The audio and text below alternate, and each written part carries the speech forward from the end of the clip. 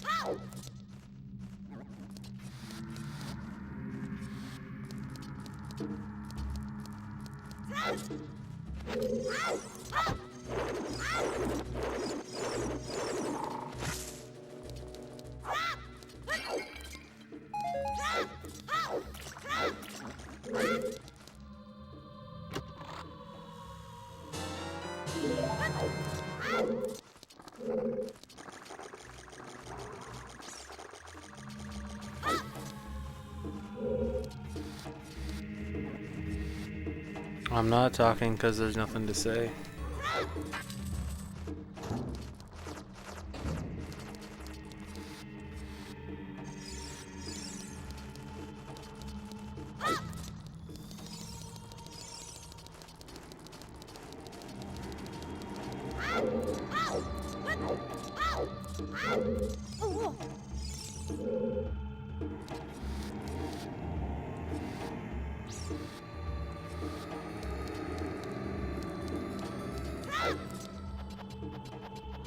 I'm not mad.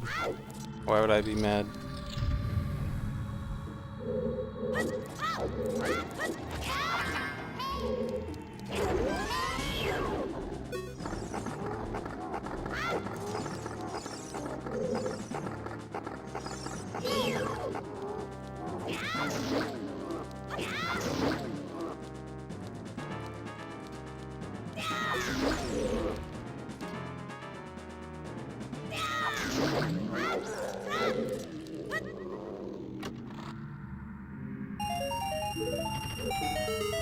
Thanks, Baguette. I don't never swear. I just don't do it super often. There's not any particular reason.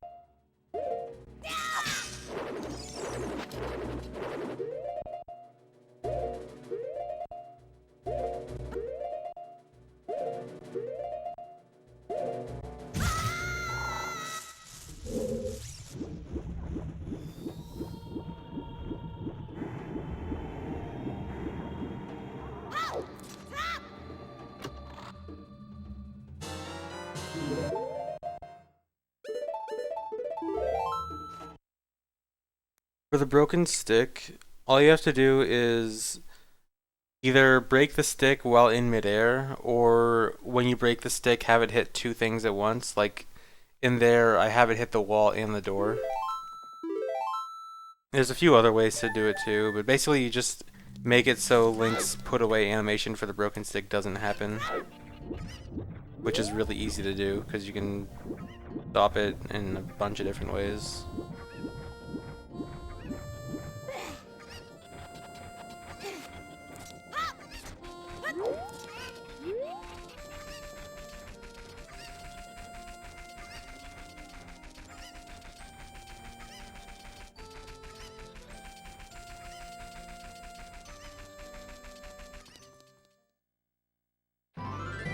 Why do I sound so disinterested and monotone? Just how I am.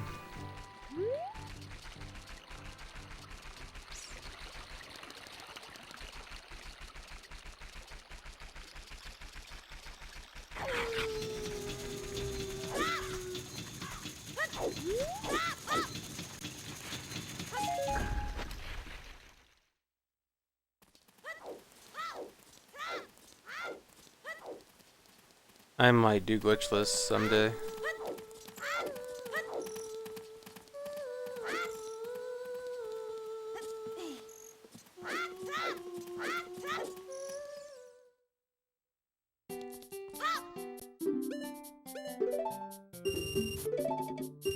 Nerds, it's at the end of that video where he does it with the bomb. It's the last clip.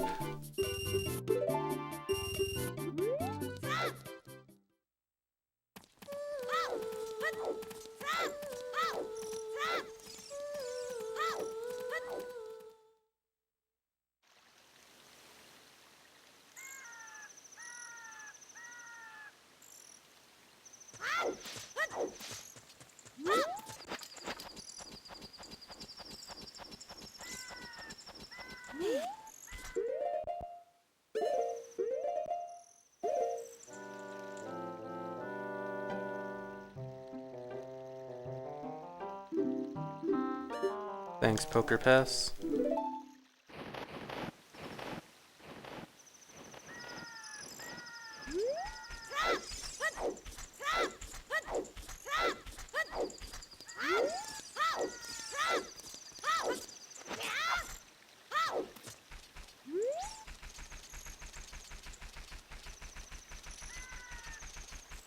A 100% is definitely my favorite category, period.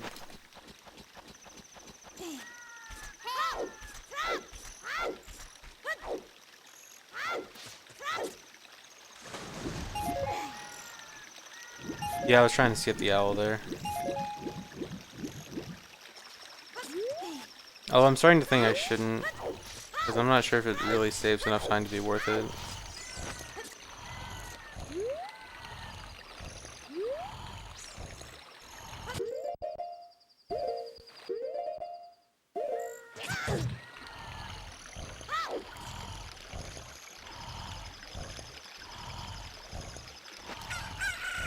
I'm not really sure what my second favorite is anymore.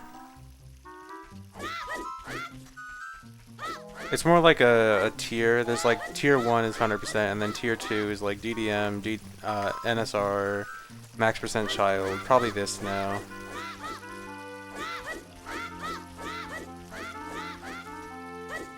And I'm not really sure how to order that tier. Not doing it again. Not doing it again. Even if I lose 20 seconds.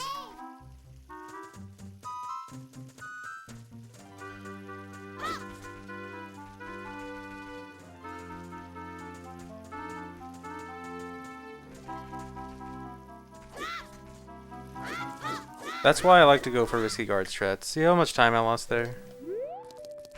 DDM is Dungeon Dice Monsters, also known as Master Quest All Dungeons and Dungeon Skulltulas.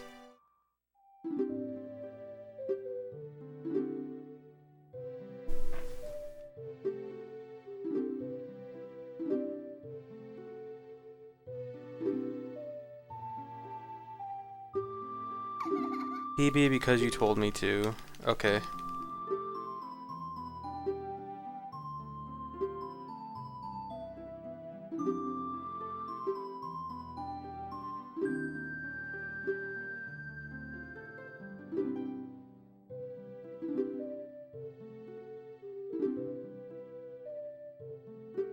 Don't PB because that guy told you to. Do it because you told me to. Okay.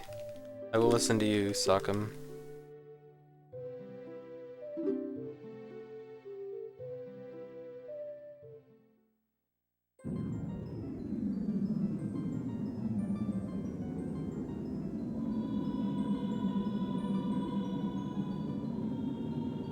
I should run MQ and OOT 3D. If OOT 3D wasn't on 3DS, I would run it. And MQ, I ran MQ enough. There's not really a whole lot of... There's not really a good reason for me to go back to MQ right now, because not a whole lot's changed in the categories I like.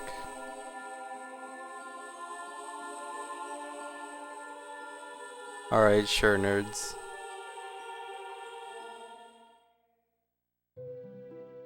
PB because if I don't, you're gonna steal my lunch money. Okay. Yeah, I'm excited for Metroid Prime 4.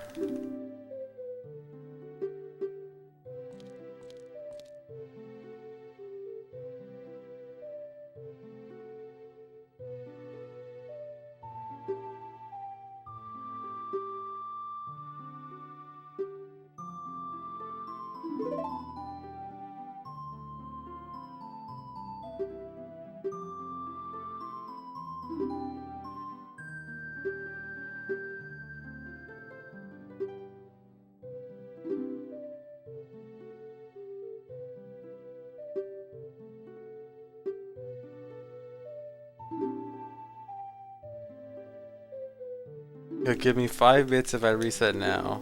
No. Yeah, I'll probably stream the Breath of the Wild DLC.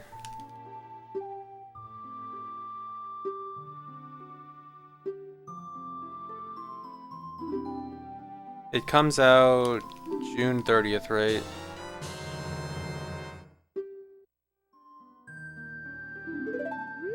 That's in 2 weeks.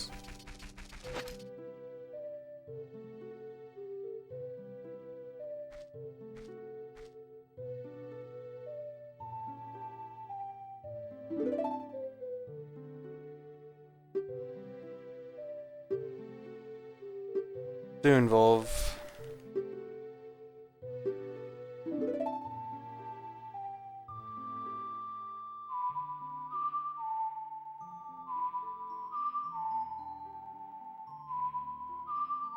Thanks, Potato.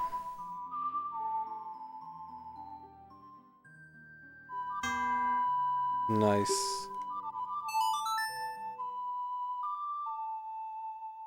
Hey, Justin.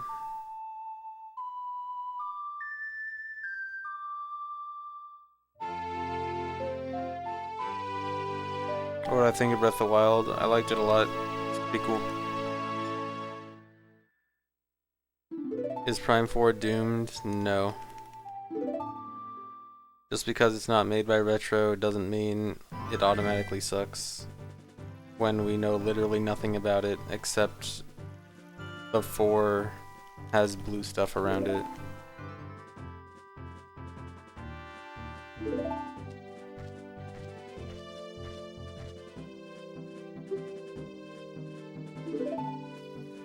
What if it's made by Grezzo or Team Ninja? Then it's okay to be worried. But we don't know who it's made by yet. Also, people seem to forget that Retro was a no-name company before the Prime series. And they did alright. They did better than alright. So, yeah.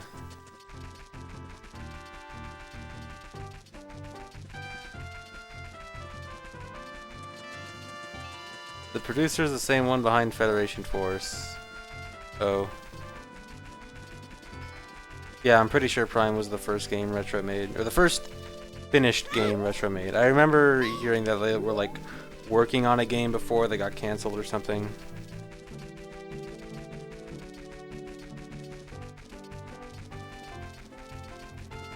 So yeah, don't panic because it's not Retro.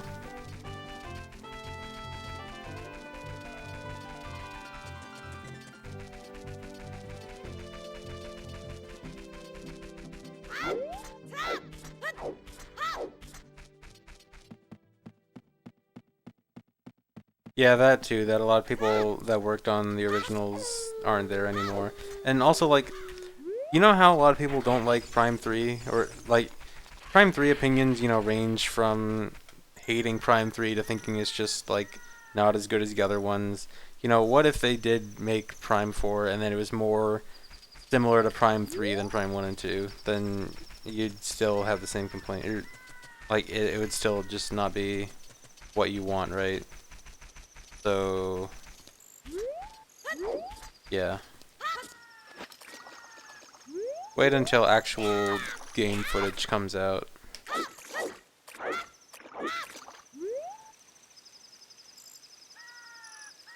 I still like Prime 3 a lot. I think Prime 3 was still pretty good. Like, Prime 1 and 2 are better, but I still like Prime 3 a lot.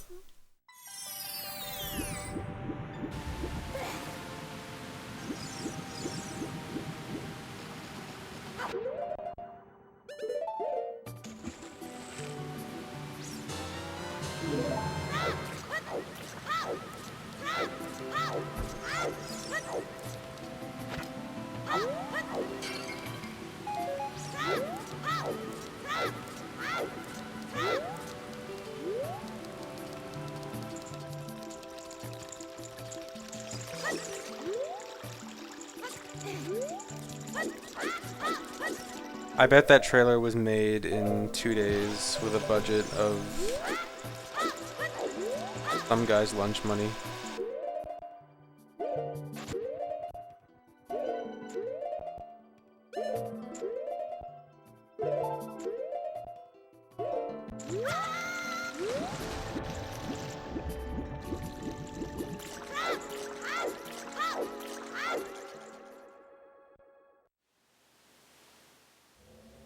How's the weather in Arizona? It's a cool little 100 degrees or so. At least last time I checked.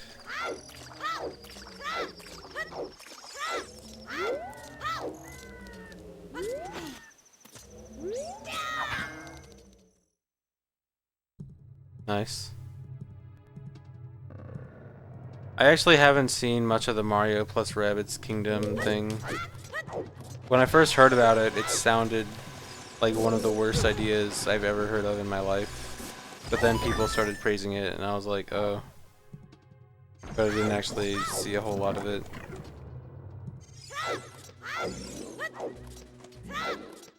So maybe it's okay.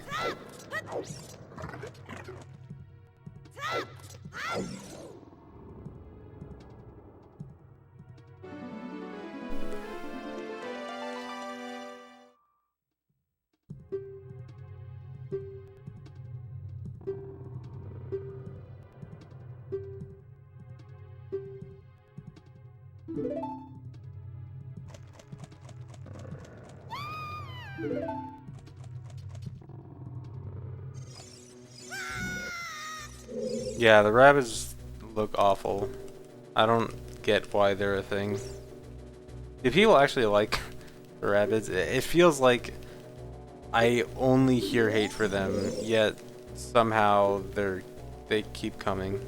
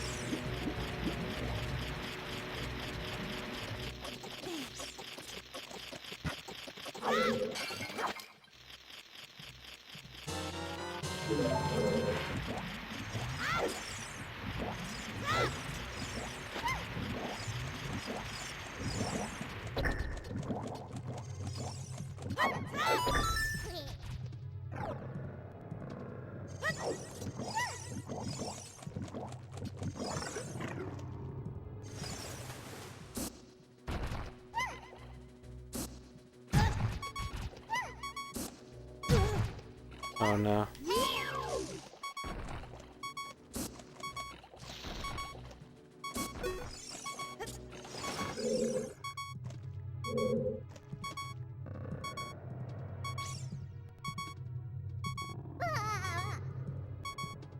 How often do I get frame perfect text scrolling? I never pay attention to whether or not I get frame perfect text. Probably not very often. I really should care a lot more about my text matching than I do. I actually do it pretty lazily. I'm not supposed to backwalk there on BC. It's only fast run in 64.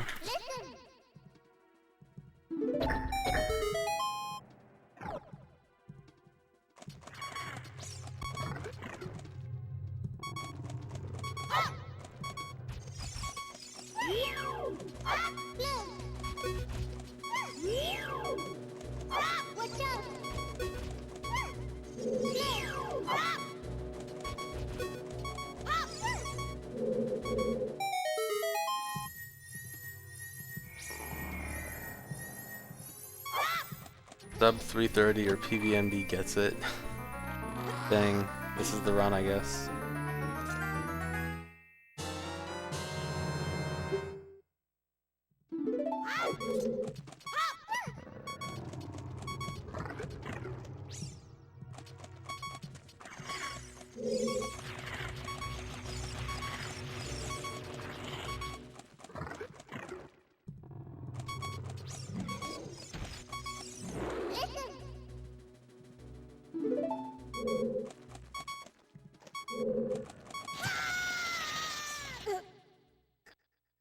Oh yeah.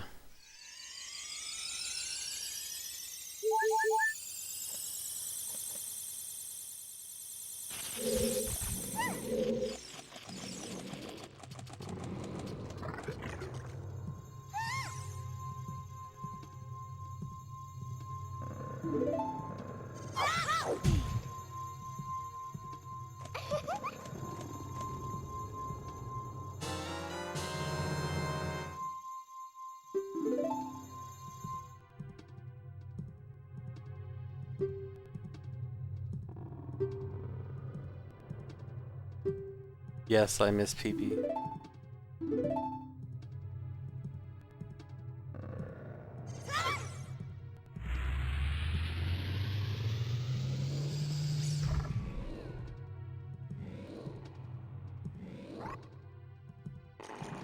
I know, Volv, it feels weird.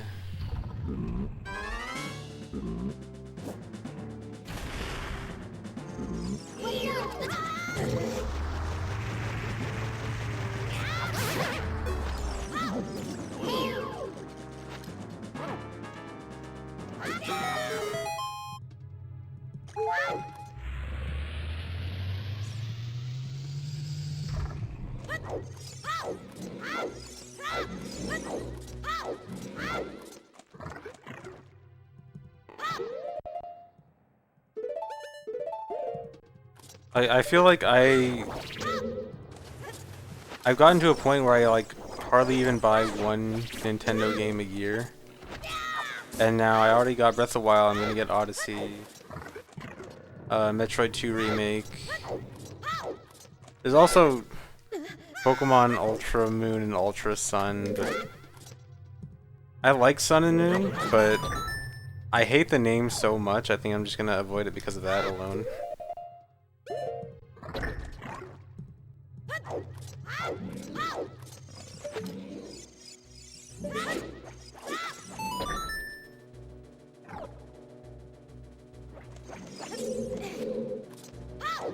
Like, I know Pokemon games have always been, they've always done these second versions for cash grabs, but this seems like the most cash grabby Pokemon has ever done.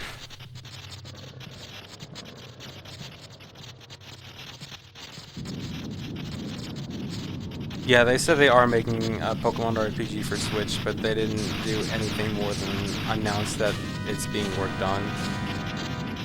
They announced it less than Prime 4.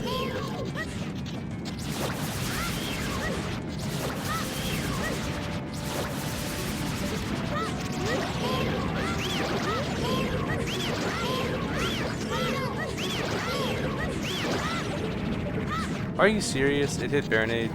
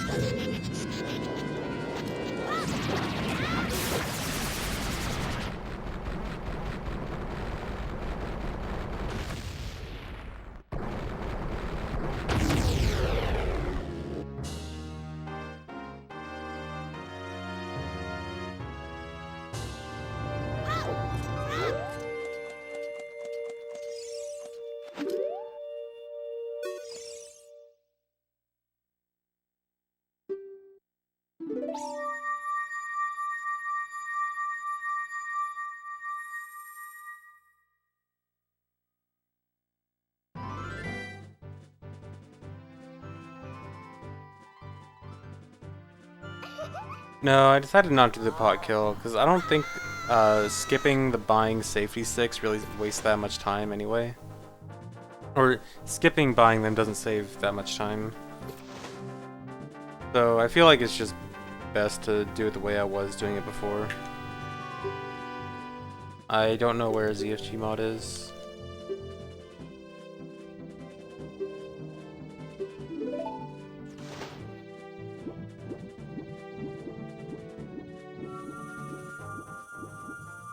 Yeah, the minus 55 is real.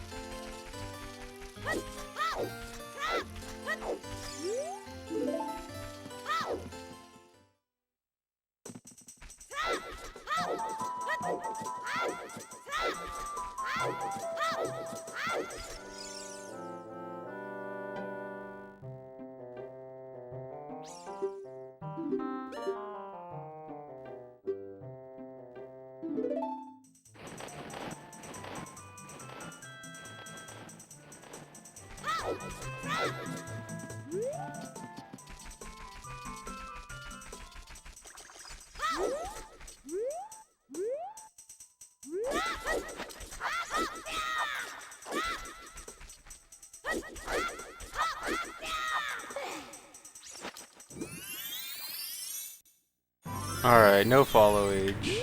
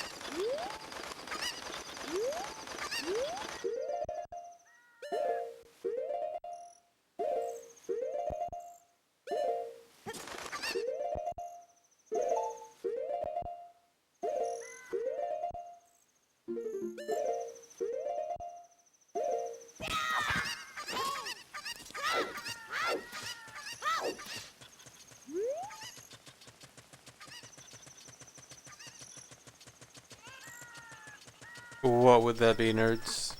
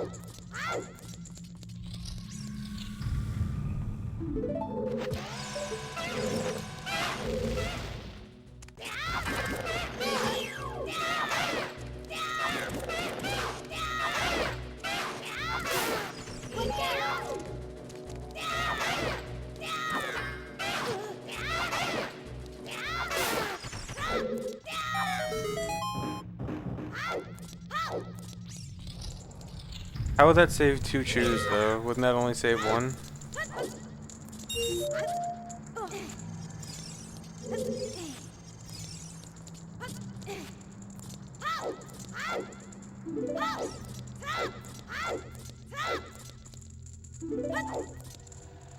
Thanks for the 100 bits, Metal God.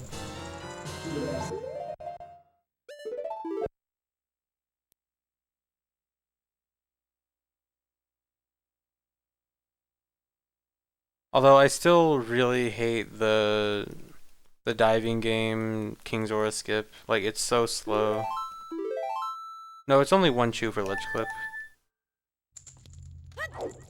Like, it's so slow, and like, I guess you can use the fish to make it to see where you're going, but that just makes it even slower. If you want to do it at any kind of moderate speed, you need to do like the mashing Z thing, which is awful.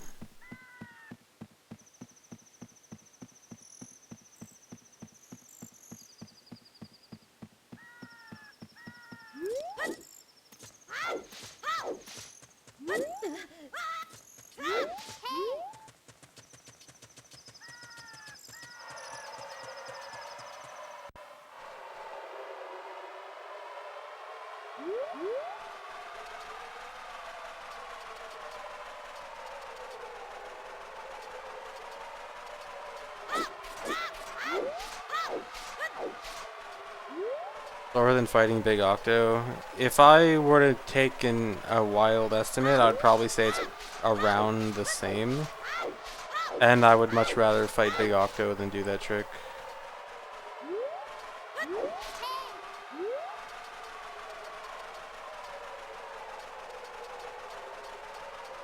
Like, if I save a chew, the first thing I want it to go towards is skipping the post super slide to get to Shadow Temple.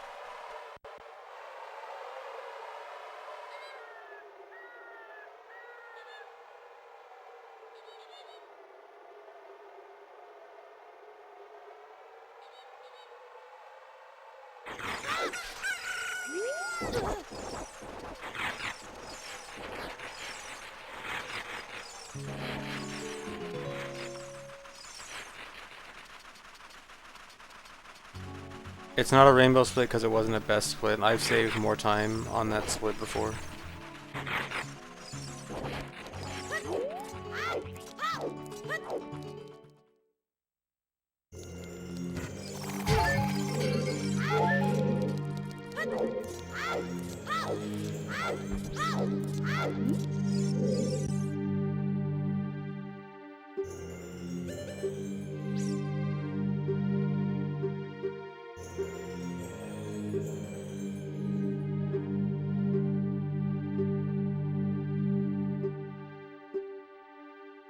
Oh.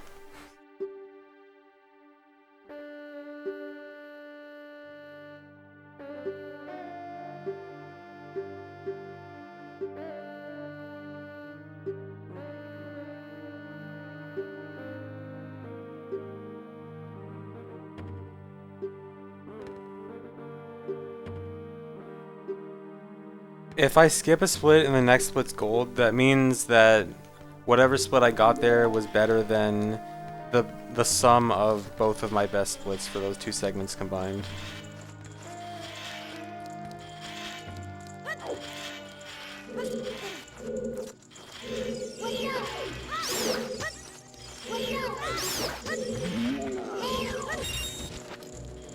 That was close. I almost wasted a stick.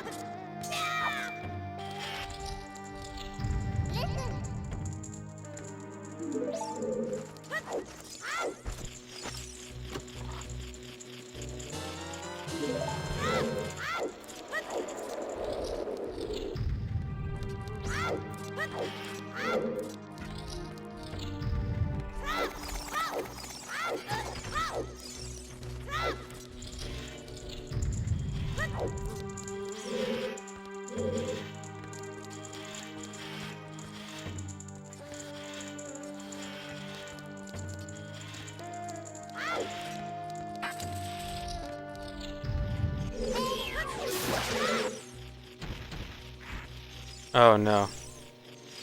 Alright, gotta wait.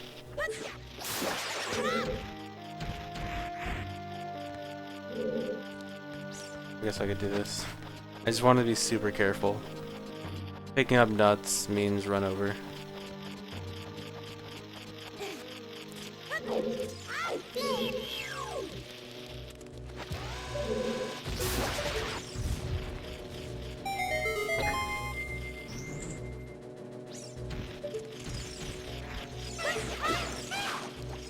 Nice.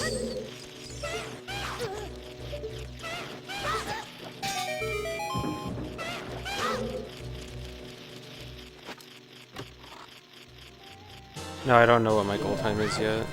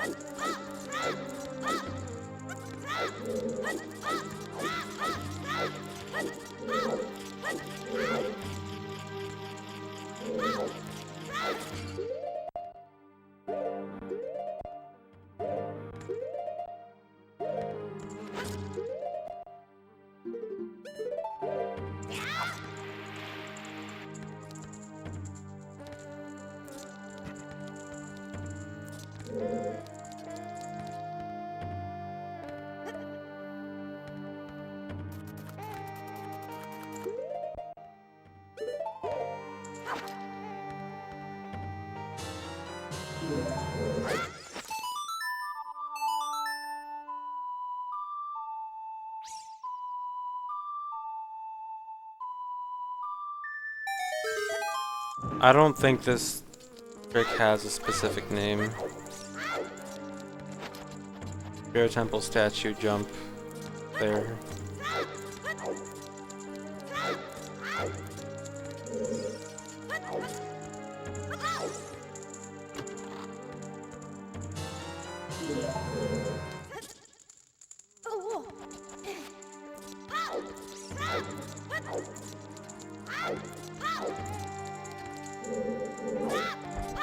I'm pretty sure the trick itself is several years old. I don't remember who found it. The setup was made by Neko though.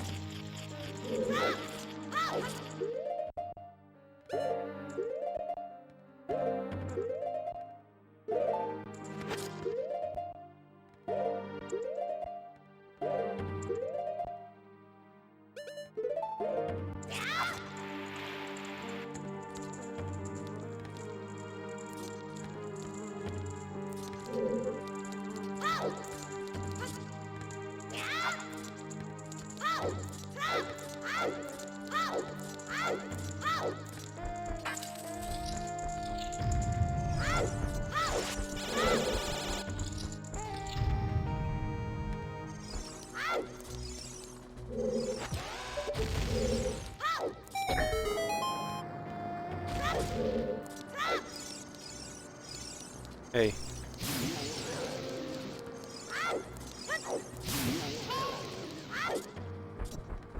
Oh, I knew I was gonna be too slow there.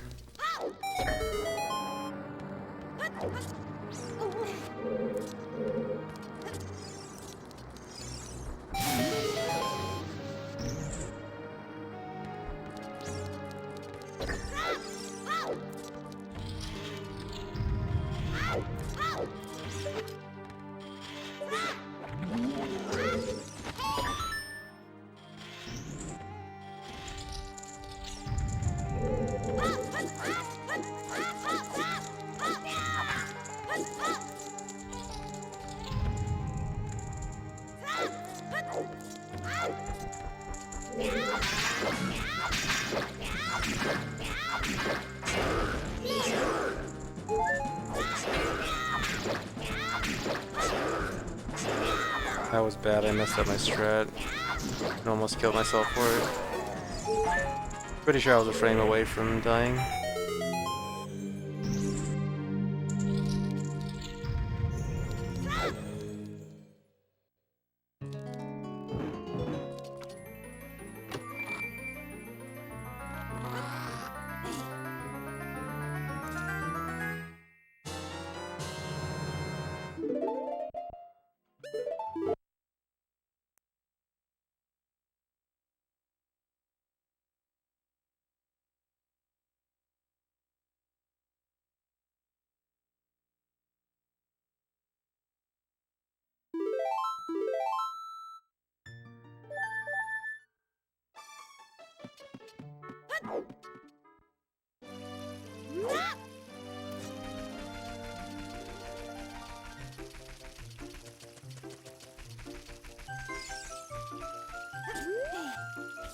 No, I still haven't had a run that actually got Deku Nuts and died because of it. Although it's happened in practice.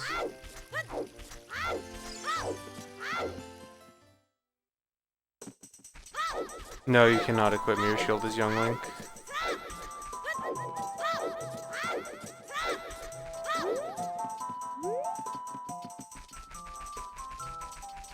Surprisingly, no, a run has not died to Lens.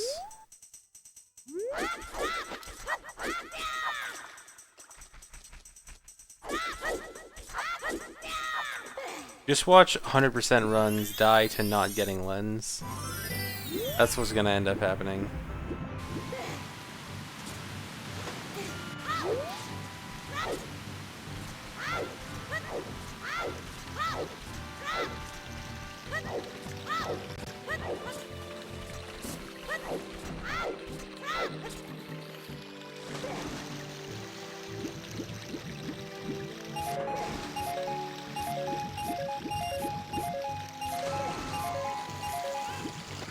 I don't really have like a specific practice schedule, like I must practice, you know, a certain number of hours a day.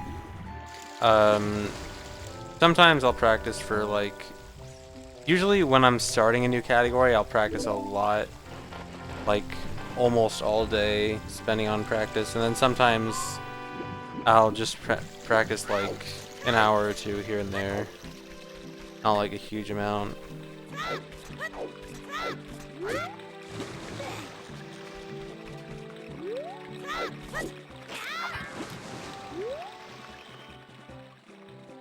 It more depends on what I feel is necessary.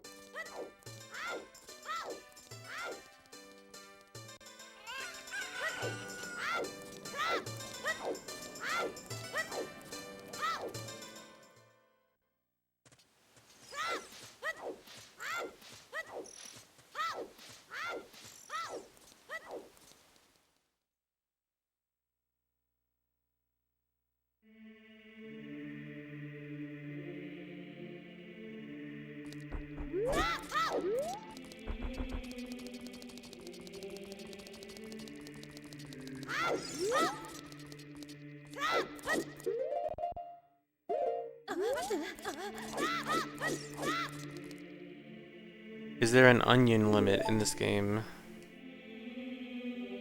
This game does not have onions.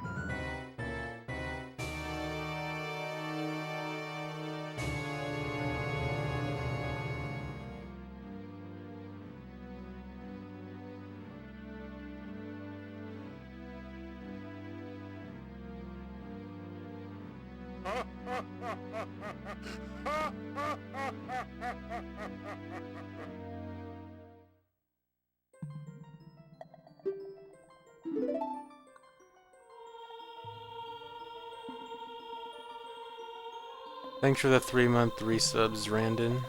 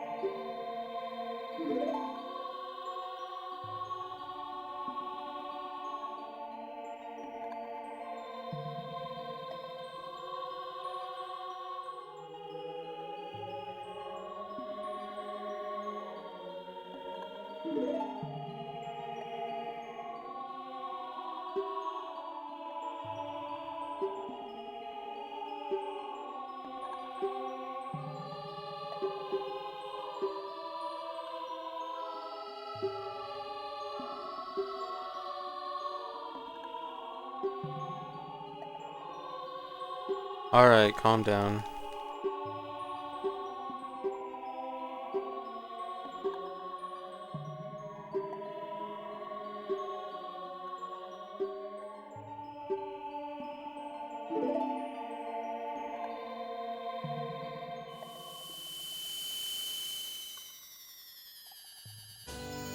Which of the upcoming splits are most likely run killers? Probably Spirit Temple. I mean, all of them are really. Very big mistakes can happen on almost every split for the next rest of the run.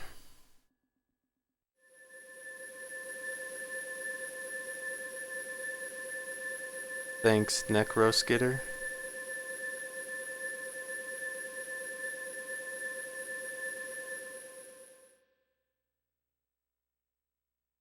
The pastebin in the title explains the run. MST is Medallion Stones Trials.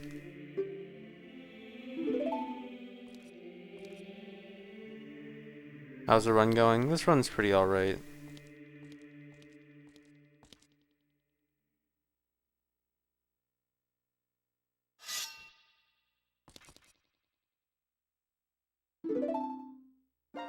No, it's not possible to skip this cutscene, or at least not possible to save time skipping it, or do it as a human.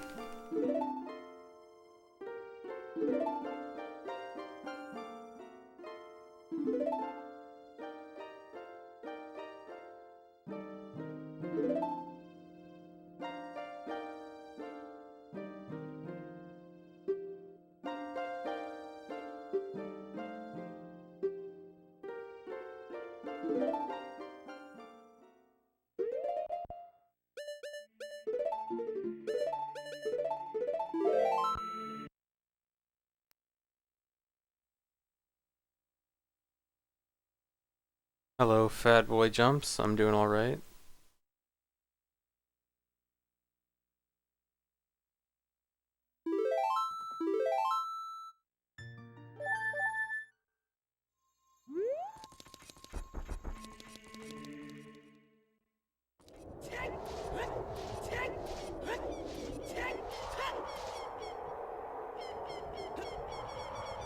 The first thing I have to do as a adult is do a bunch of bottle dipping here.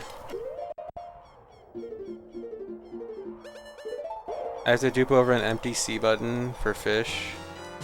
So this fish is in a bottle that isn't actually in my inventory right now. And then I have to catch 2 fairies, with one of them being in another C button bottle that isn't actually in my inventory.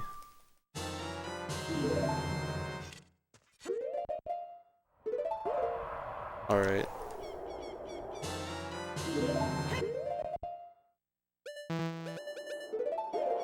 So now I have a fairy and a fish, both in fake bottles, and then a fairy in my real bottle.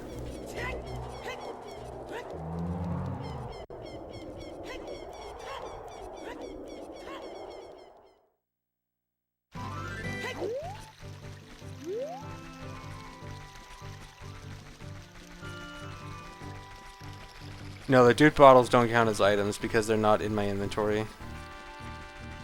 Although if you dupe over a slot that is in your inventory, then it would be considered an item. Like for example, later on in the run, I'll dupe a bottle over my bow slot, and that still counts as that slot being an item.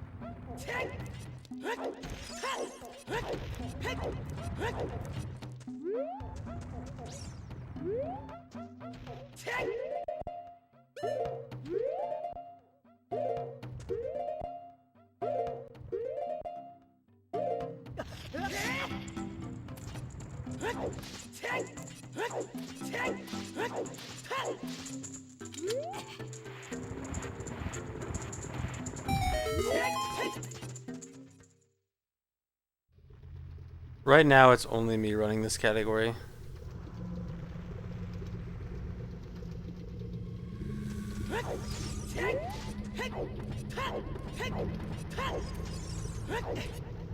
I've run other games before, but I get enough mixing it up from OOT from just different categories.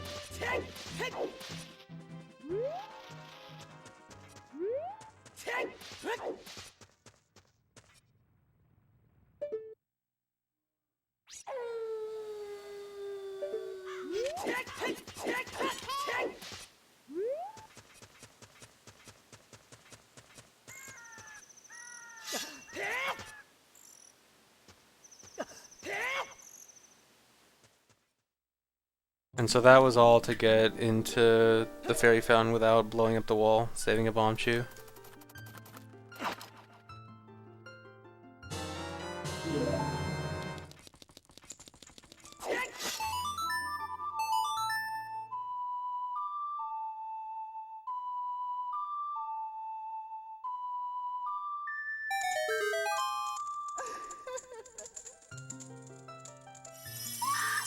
My favorite Breath of the Wild category? I don't even know. Every category in that game has like a lot of cool stuff and a lot of dumb stuff. And it feels like every category balances out to just be average.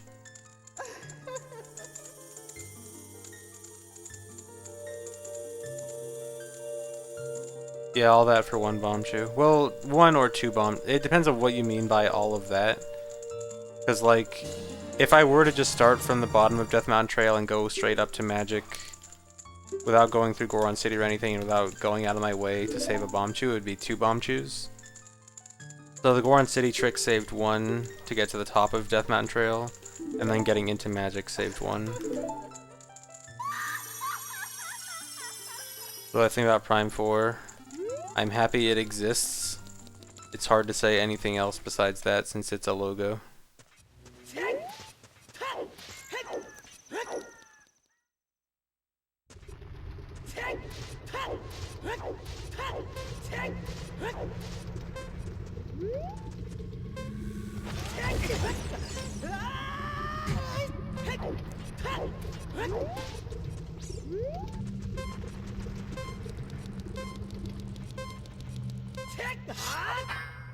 Thoughts on the logo? Man, that logo looks so sick.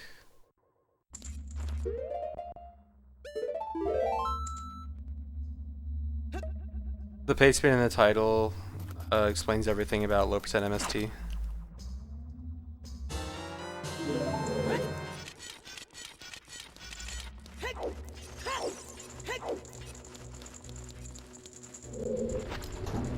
No, can't skip that bomb chew. I know that seems like one that should be easily skippable, but there's no way to get over to the Fire Temple entrance without either getting Bolero, using a bomb chew, or getting hover boots or something like that.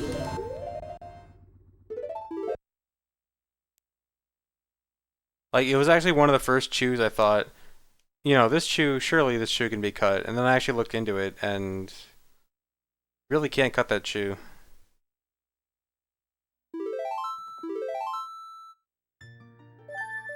Good split. I am really good at splitting today.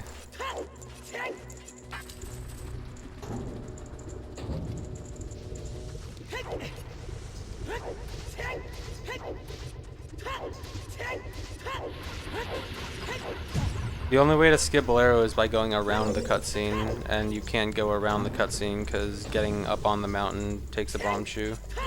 If you're thinking of the cutscene skip, you still get Bolero from the cutscene skip.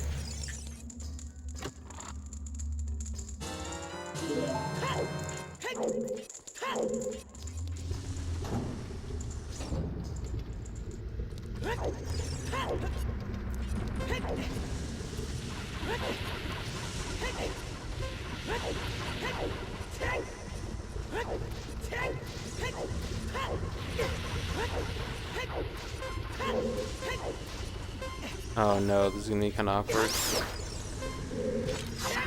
Okay.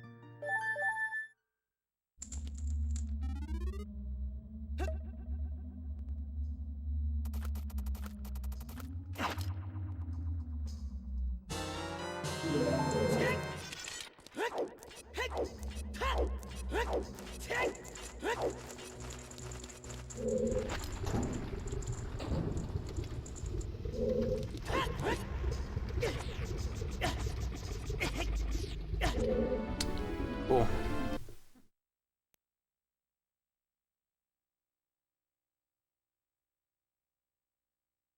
I saved and reset because I couldn't just go through the next few rooms normally. I have to do a trick here to be able to not die from the heat. And I messed up the trick there. The point of the fish is to glitch the camera so that it doesn't start the cutscene immediately when I enter the next room.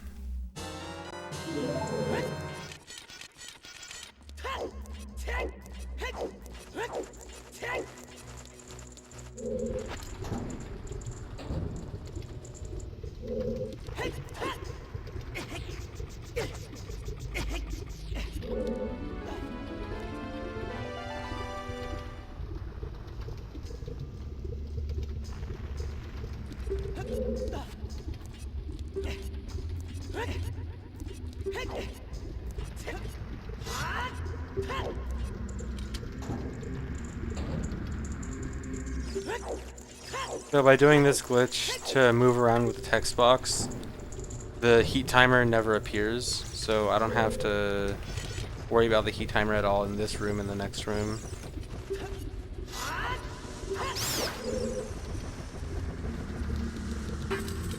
And this is important because otherwise I wouldn't be able to make it through without a fairy. And these fairies are specifically for Volvagia. The point of the fish in Wrong Warp is to do a glitch called Ocarina items, where you catch something in a bottle, backflip, press the bottle button, and then some other item you play as an ocarina. It'll play as a fake ocarina. And when you do that on the edge of a blue warp, you're able to move around while the blue warp is supposed to be starting the next cutscene. And by being able to move around, you can try to load a different area. And if you are able to successfully load a different area at the same time the cutscene is supposed to start, then you'll get a wrong warp. Or a cutscene skip, depending on what dungeon you're doing it from. Okay.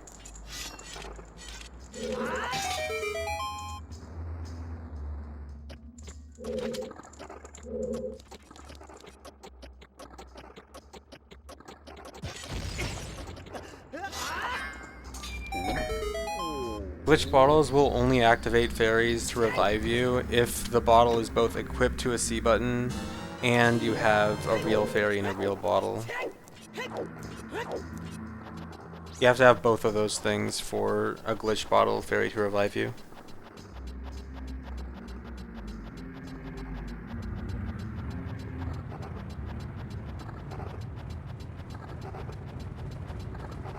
Come on.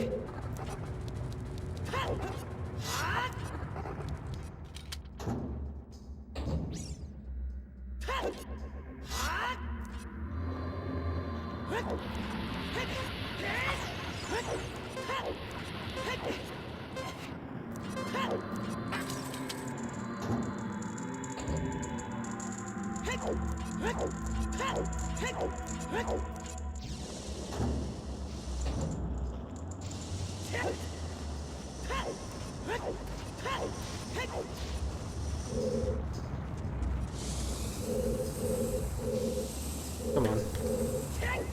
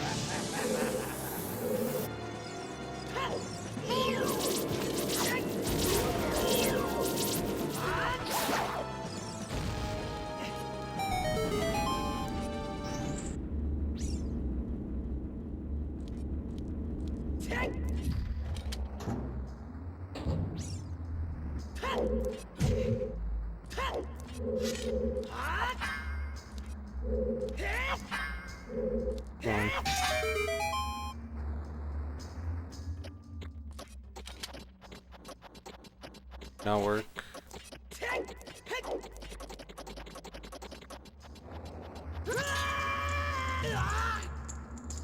I hate this trick.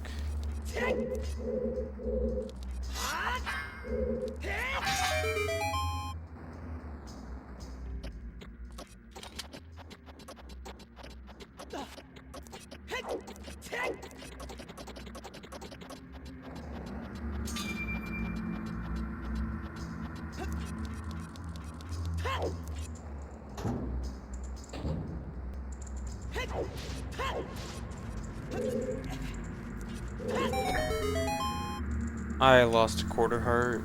I don't know if I should bother trying to get a heart from a Keith or not. Or if I should just go in with a quarter heart less. What do I do, guys? Play it safe or not? Actually, you guys are gonna answer too late. I'm just going for it.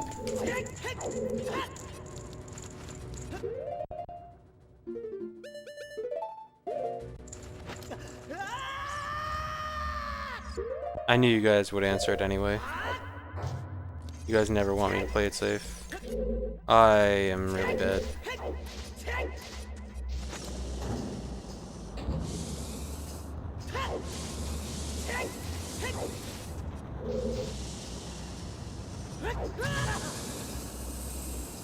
At least I have backup strats now.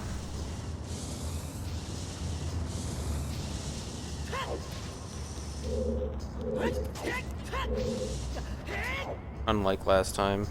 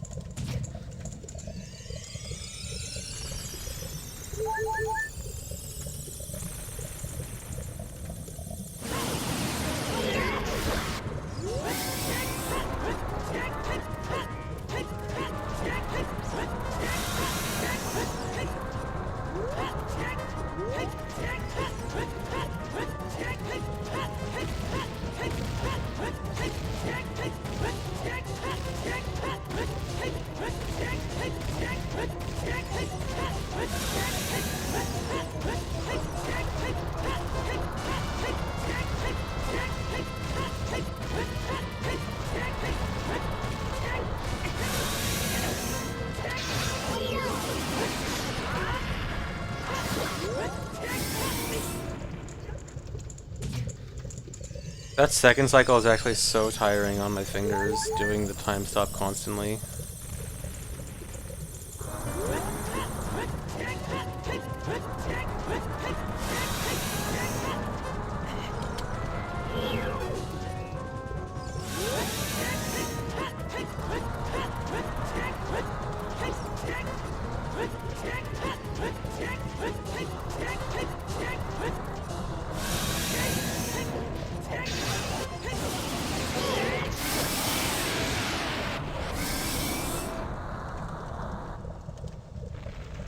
Well, yeah, Andrew, because that trick is actually stopping time, and the camera glitch is not stopping time.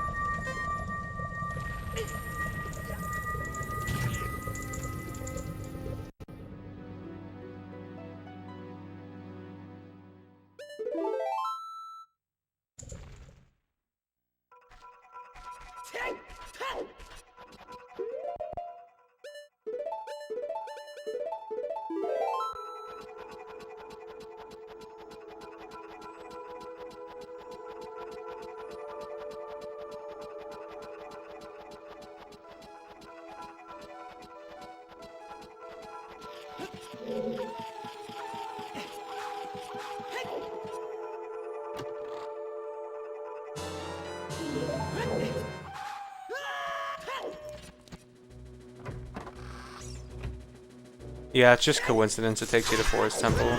The way the maps are ordered in the game's memory just happens to lead you here. All wrong warps, the reason they take you to any specific place is basically just coincidence, the way the maps are arranged in the game's internal memory.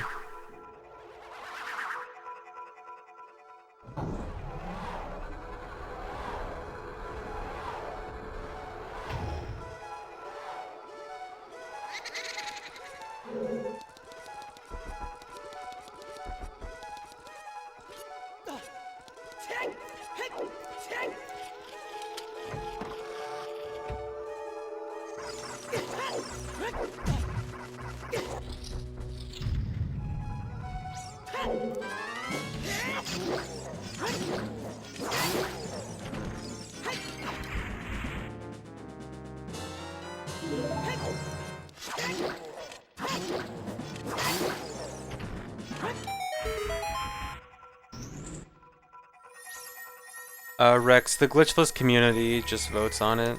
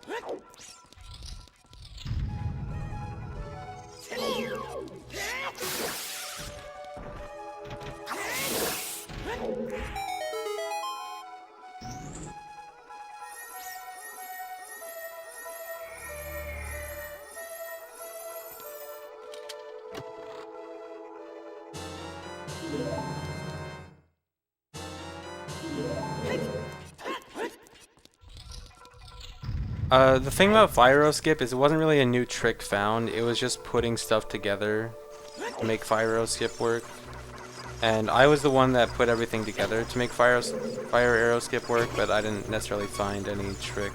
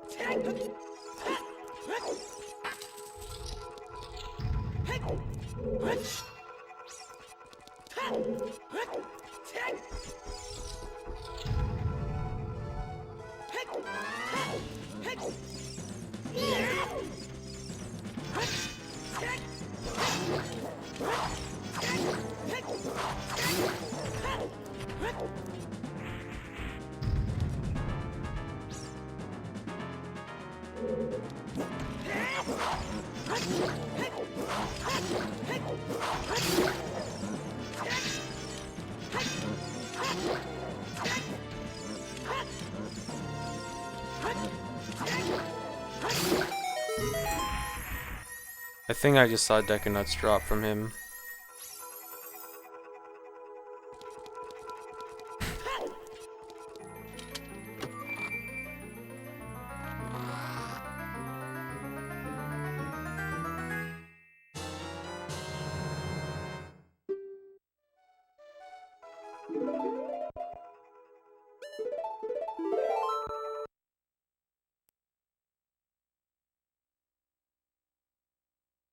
Yeah, that was a bit scary.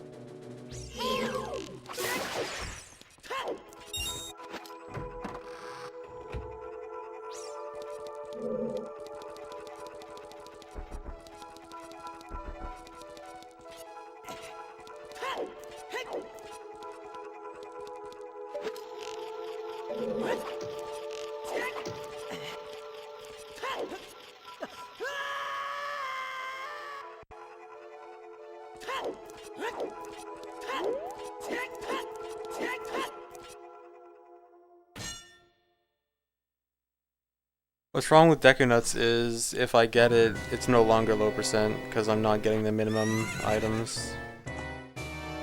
So I'd have to reset.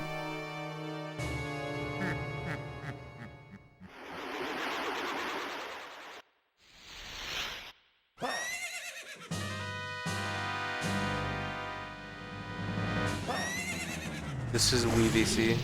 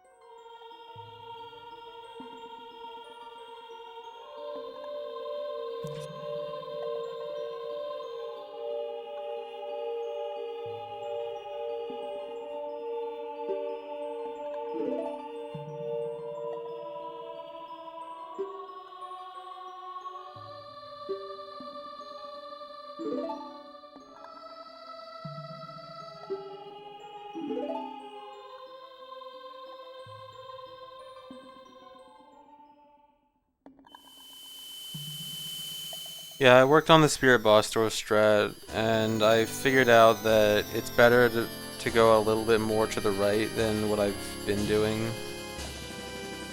So hopefully I don't have any problems with that today.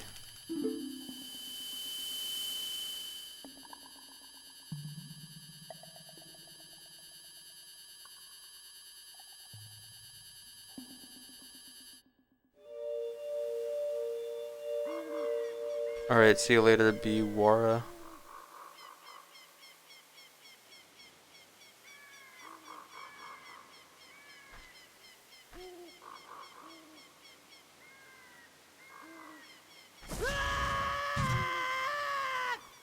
Spoo, you might be thinking of the difference between child blue warps and adult blue warps. Adult blue warps are silent, and child blue warps make the noise. Like child blue warps, you just go straight up, and adult blue warps are the ones that make the crystals.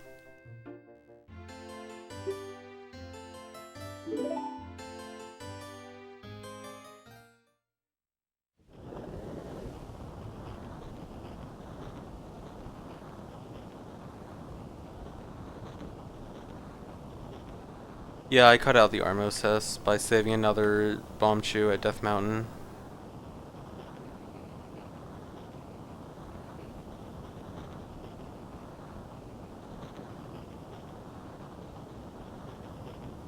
Right now, no one else is running this category.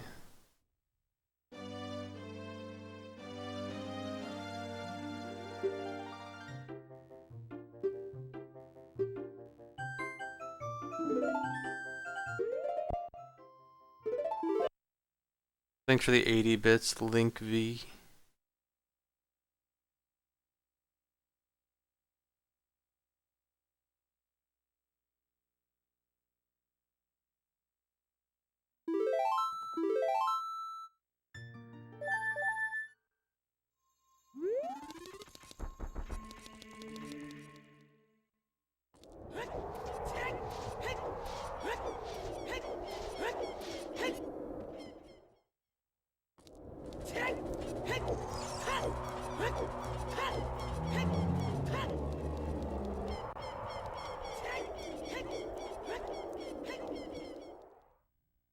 Is it possible to rewind the stream?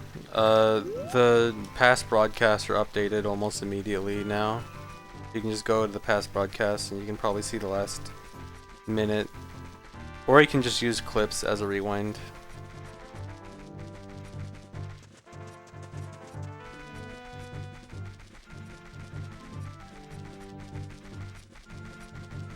I'm not really sure, Genslang. I know that because it is completely normally possible to enter that blue warp as adult, just not with the cutscene, they probably had to put in some exit for Link, but I'm not sure why they just didn't make it the same one as child.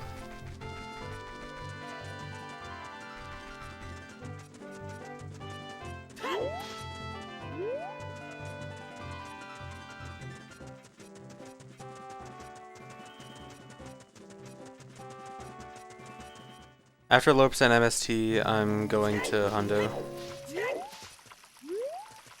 Yeah, there's plenty of big time saves left. The second half actually has the biggest time saves.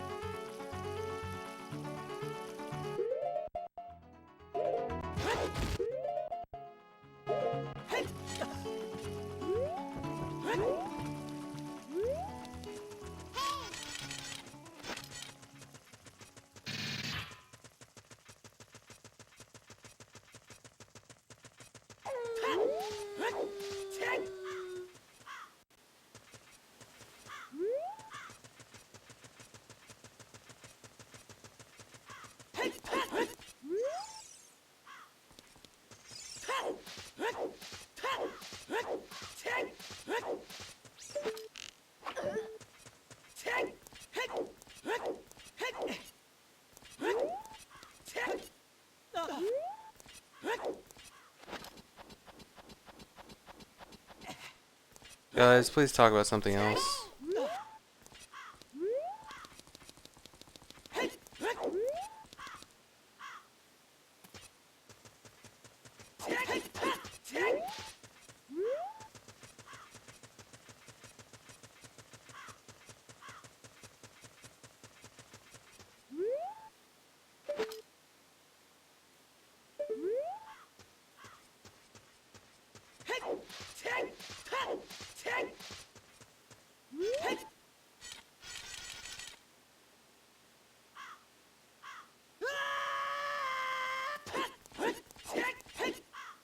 No, you can't shoot the white guards, like the one that blocks going up to the top of Gerudo Fortress. Unless you're talking about the one at the top of the stairs, like when I first enter Gerudo Fortress. I could shoot that one, but honestly it feels like it's the same speed whether I shoot her or not, because she turns really quickly anyway.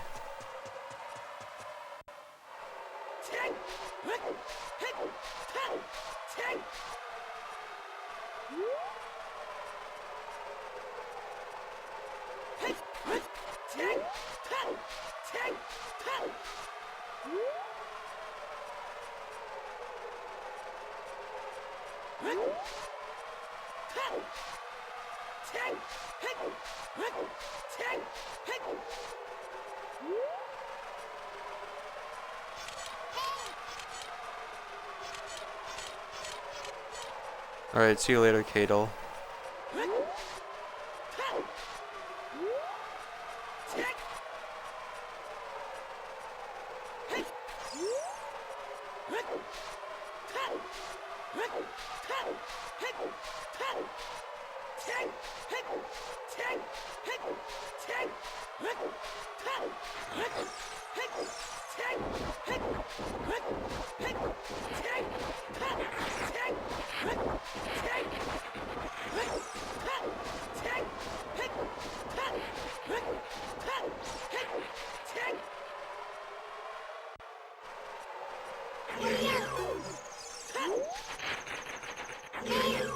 Oh my god.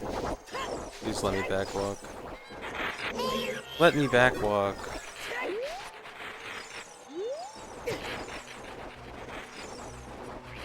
Yeah, you're supposed to die from the quicksand, but if you angle your backwalk so that you like are on the edge of it and you don't stay in the quicksand for too long, then you're able to backwalk over the quicksand.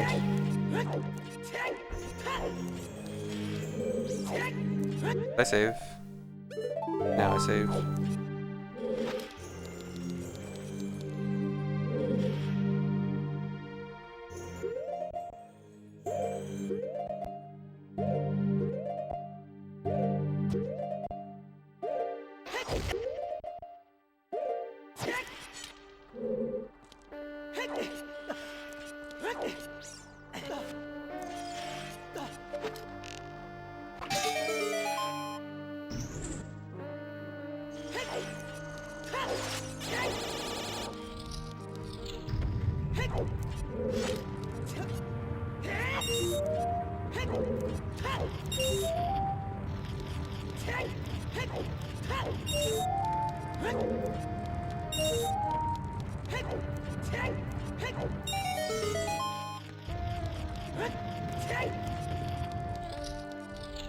Hardest part of the run is probably Water Temple or Ganon's Castle Trials.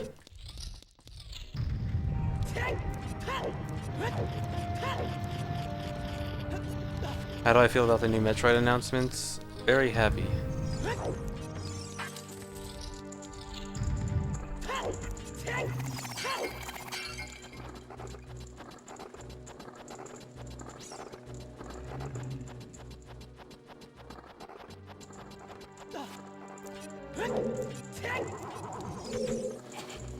I don't sound happy. I have my own way of sounding happy. Nice, that kind of sucks.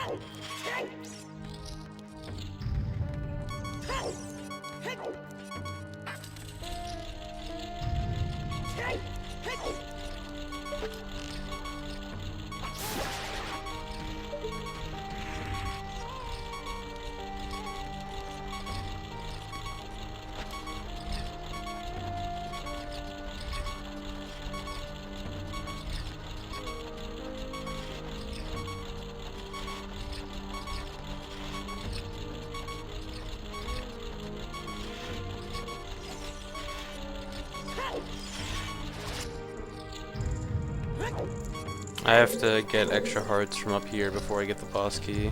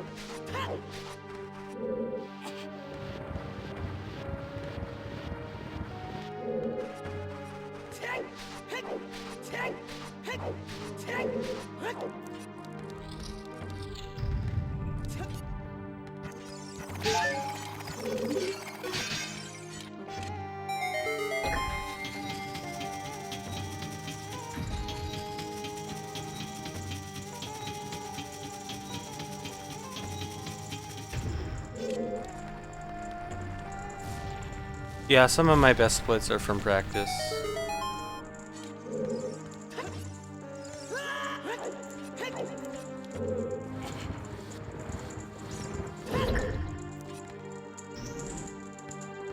I don't think VC is easier for this category now. Although I don't really think it's harder either, because a lot of times VC is the harder version just because of ESS being worse, but ESS doesn't really play that big of a part in this run. So really it's like basically the same. I mean, maybe a little bit easier because of pause buffering. Pause buffering does play a big part in this run.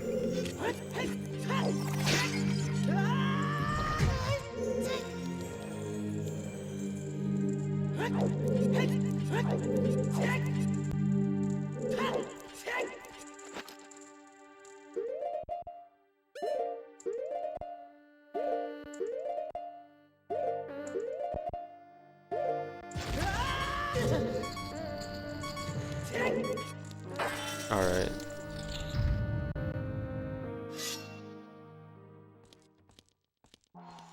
How do I feel about Metroid Prime 21%? It looks very difficult.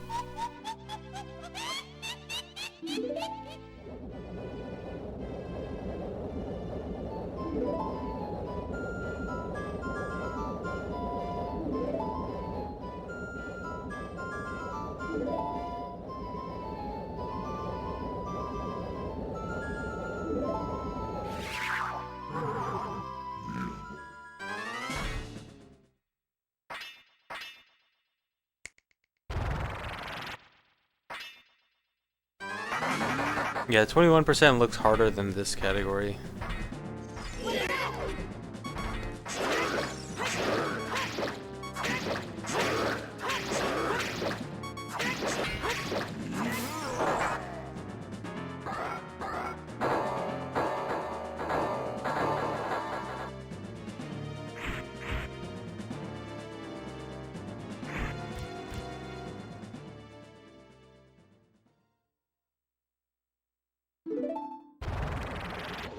It'll die in Fire Temple, sadly. Well, it's a good thing I already did Fire Temple, and it went smoothly. Actually, no, it didn't go smoothly. It was kind of sloppy. But it worked out.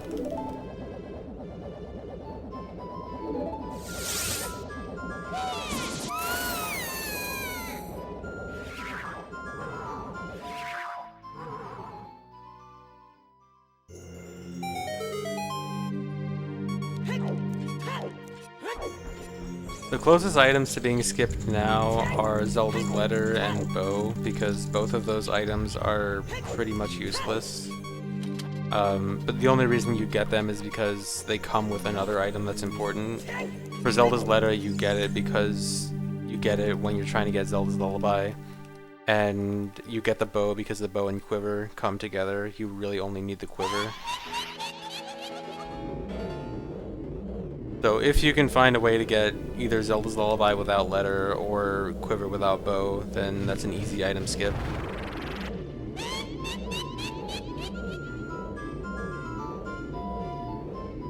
Other than that, though, it's kind of hard to imagine more items being skipped because everything else is pretty important. I guess Boomerang, if we can ever find a way to beat Baronade without Boomerang, but Baronade without Boomerang doesn't seem likely at all. You need Quiver to be able to hold arrows. If you don't have Quiver, you can't pick up arrows and shoot them.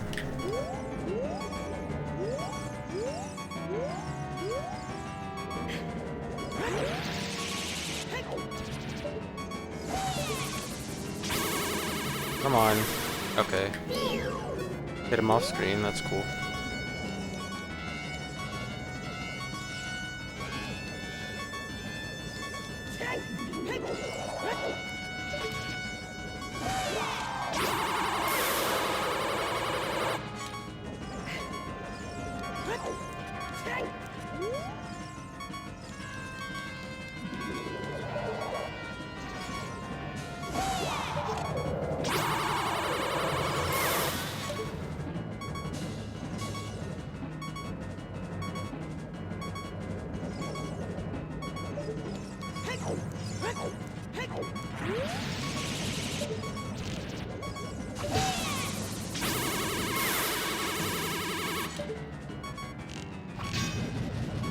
Don't give me another cycle.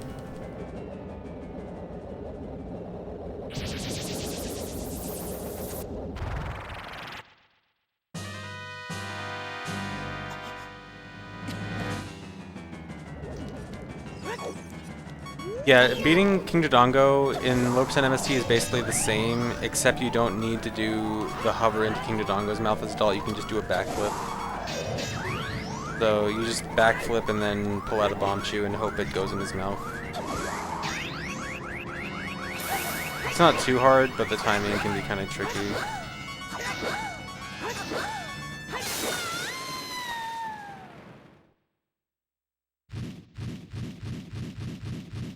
What is my opinion on Gerudo women in the mood? That video back in the day was like...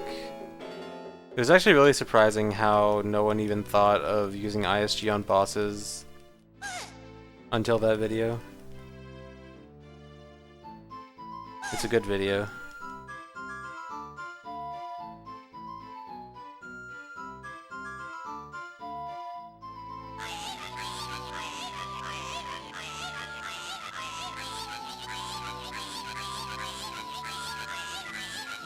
No, shooting the arrow doesn't do damage. The reason I did it is because it makes her spin, and then after the spin, she moves to the next platform faster.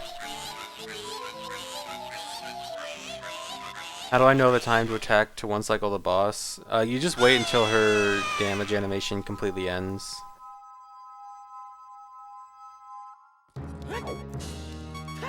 It's pretty clear, like, visually when it ends. Really? Oh, okay.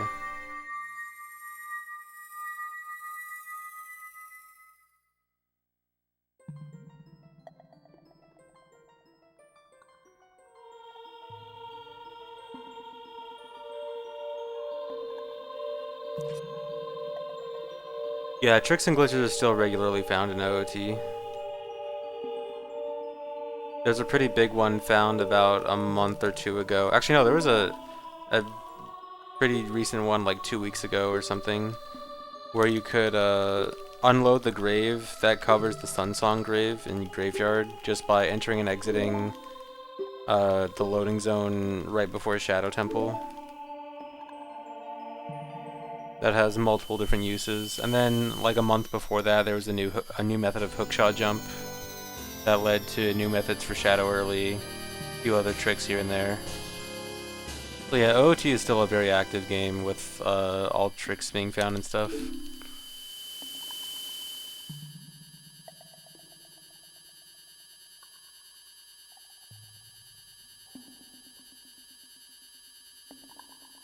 I'm not sure what my low percent MST goal is yet.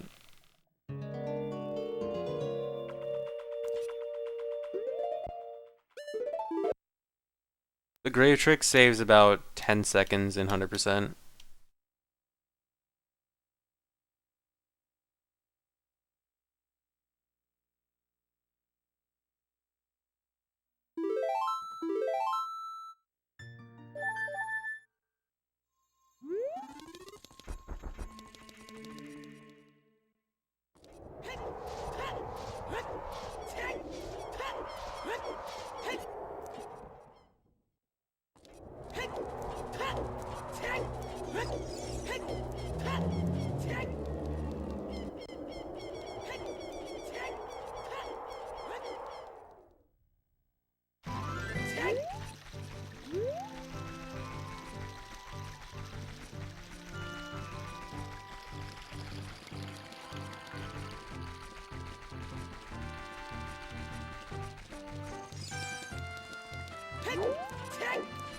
Why do I stream so damn late? It's not my fault you're European. I stream pretty middle of the day. Sorry, European viewers.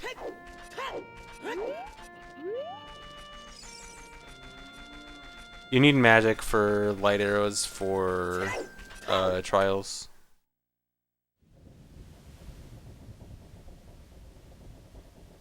Alright, so this trick is super dumb, and my PB got it really quick, so I might lose a lot of time here.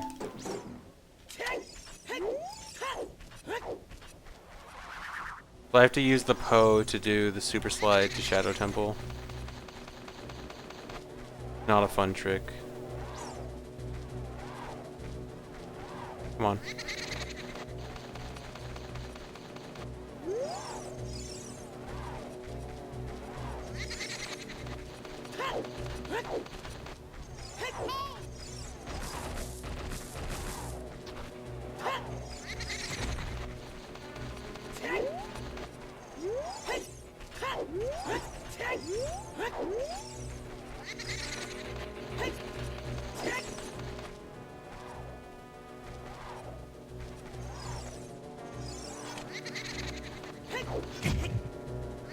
I knew that wouldn't work.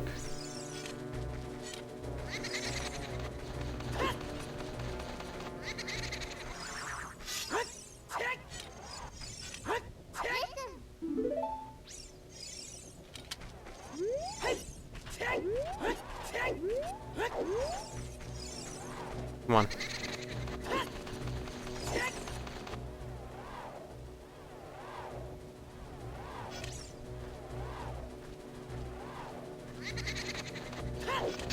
All right.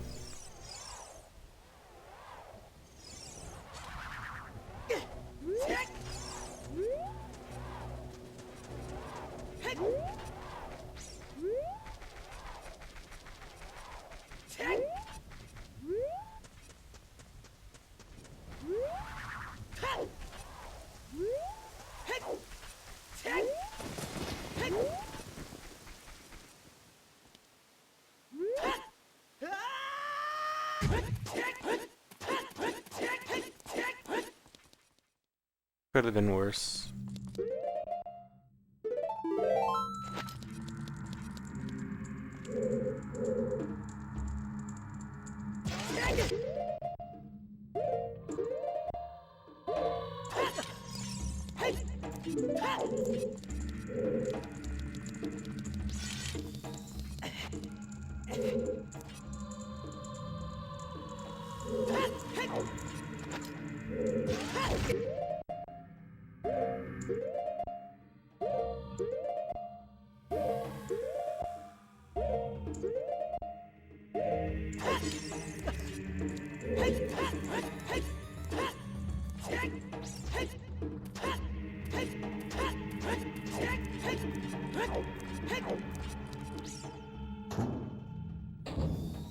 I do skip songs. The only song I get in this run is Zelda's Lullaby.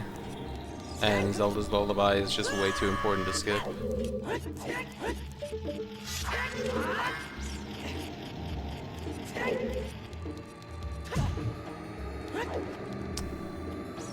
At least I grabbed the ledge instead of fell. Come on.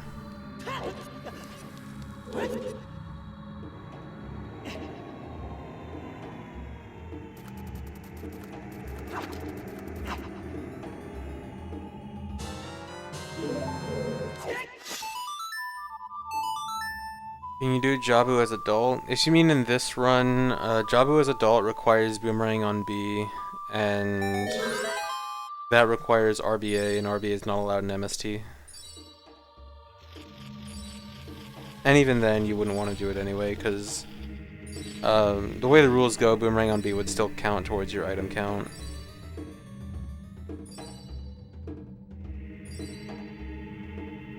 You can skip the trials, but MST is Medallion Stone's trials, as in the category requires finishing trials.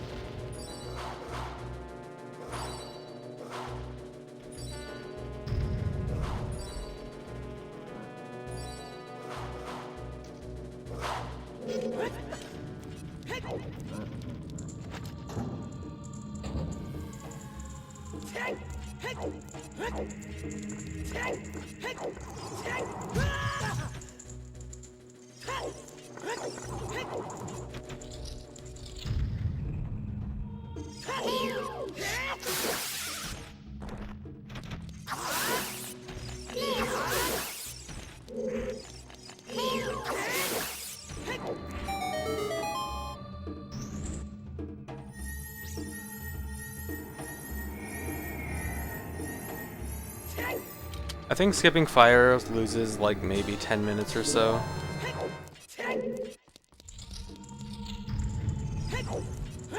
Yeah, I'm gonna run 100% again once I'm done focus and MST.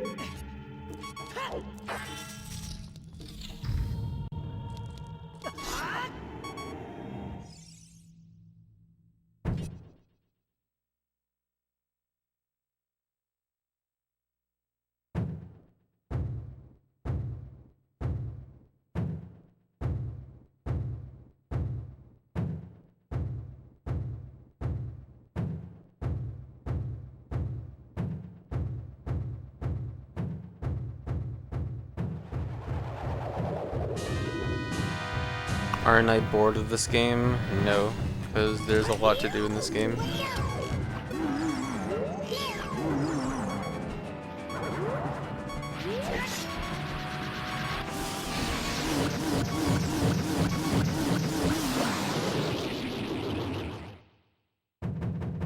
Like, I do a bunch of different categories, and the game always changes because there's new stuff being found all the time.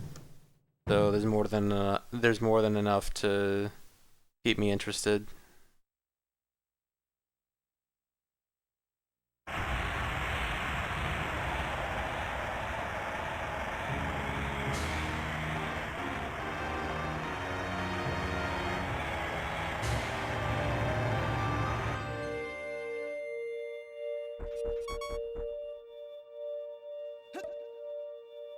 What happens with this boss? I use the infinite sword glitch to stun lock him, so he can't get up.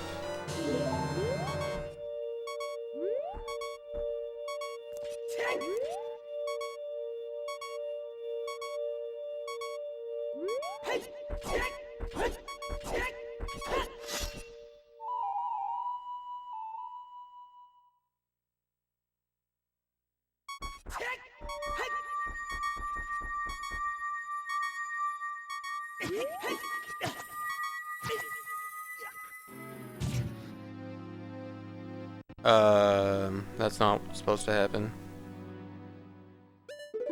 Well, it doesn't matter since I'm late. Being late here is fine, as long as I'm not early.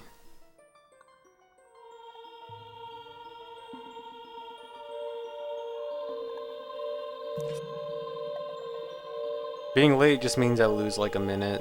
Being early would have meant redoing all of Shadow Temple.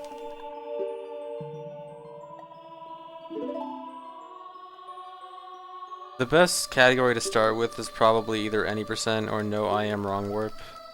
But it's also really good to just start out by just playing through the game and messing around with random glitches without any specific structure or route to follow.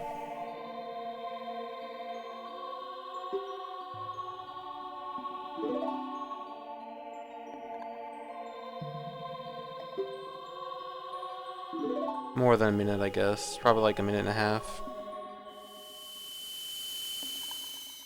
I don't know what was wrong with that setup. I might have mixed it up with a different setup.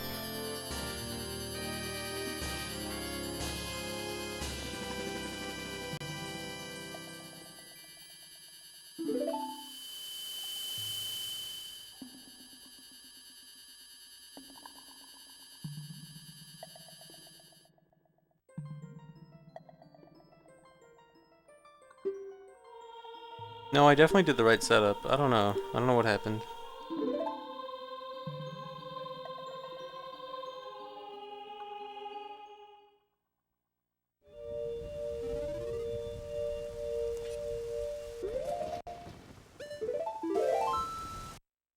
I think it's best to skip this split because it would be inaccurate. Oh, so for this next split, it's gonna be it's gonna be a guaranteed time loss because in my PB, I only did Spirit Trial and then left Ganon's Castle. I'm gonna do Spirit Trial and Light Trial this time. So when I get to DC, it's gonna be a big time loss, but it's not actually a real time loss. I mean, the Shadow Temple time loss is gonna be real, but it's gonna be like a plus 5 minute time loss or something when it should only be like plus a minute and a half.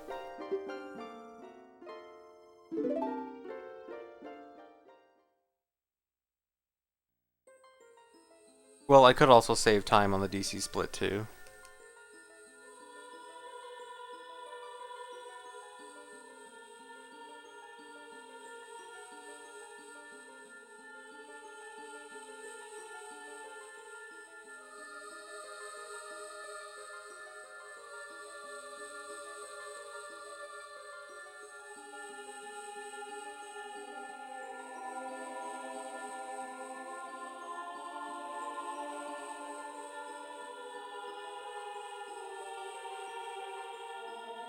So the reason for doing Light Trial now, it seems like a weird reason, but it's my arrow count.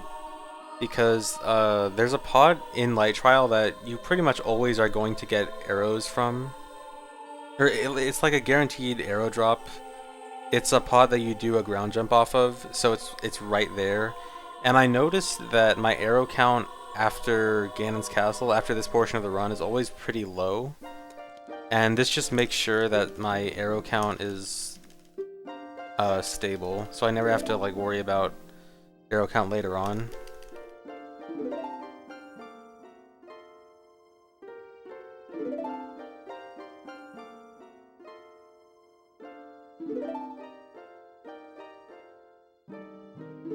Is this run good? And this run's okay.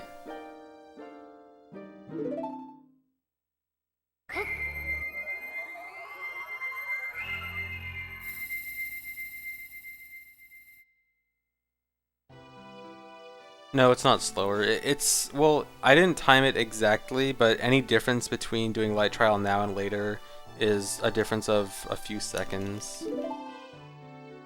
But I also realized a different strat where normally I would do the duping to get into Light Trial. At the same time, I would do fairy duping to get 2 fairies for Fire Trial.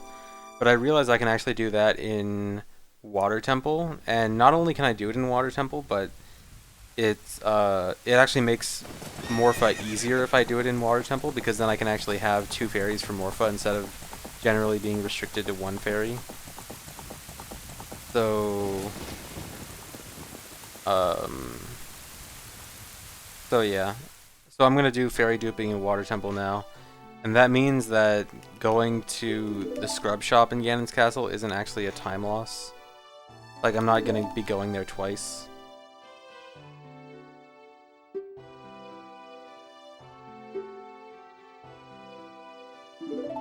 Yeah, I'm pretty sure it evens out overall.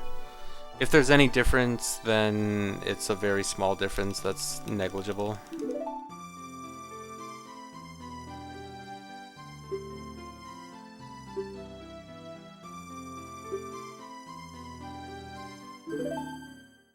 Mad God, if you're asking like how I'm so ahead, no, the time save is all just from being better than my PB because my PB sucks.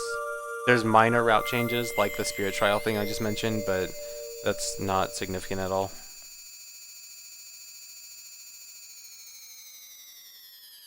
Because it's interesting that way, Gensling.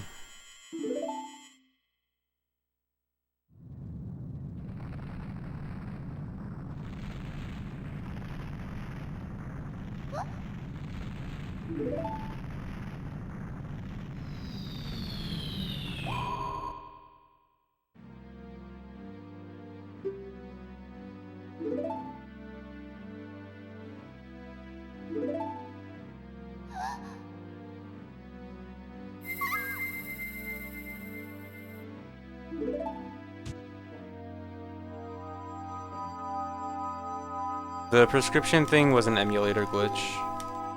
I'm pretty sure.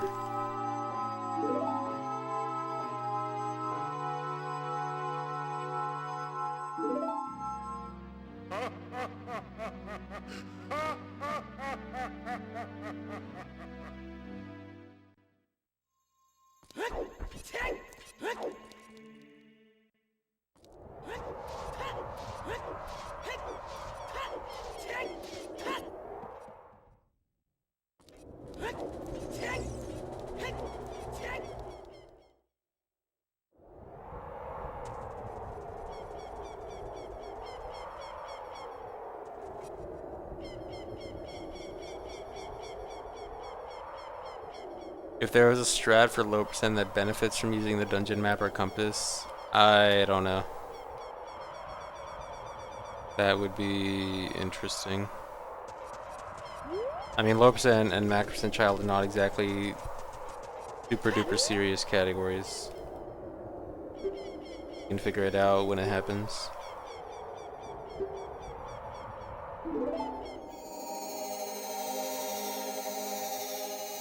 Why do 90% of my emotes suck?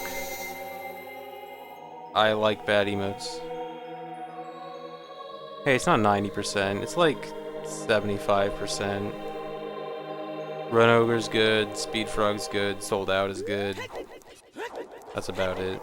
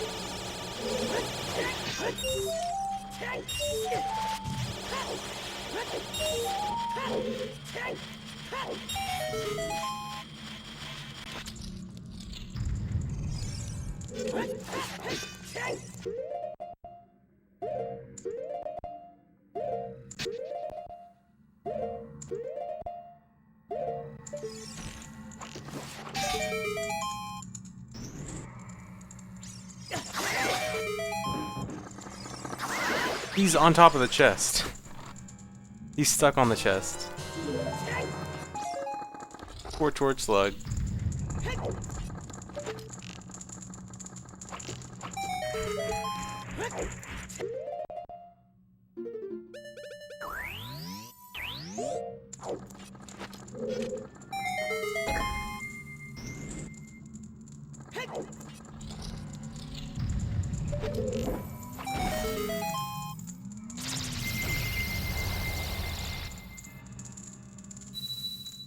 You want me to choke this run, Sokam? Man, you gotta make up your mind. You can't just do that to me.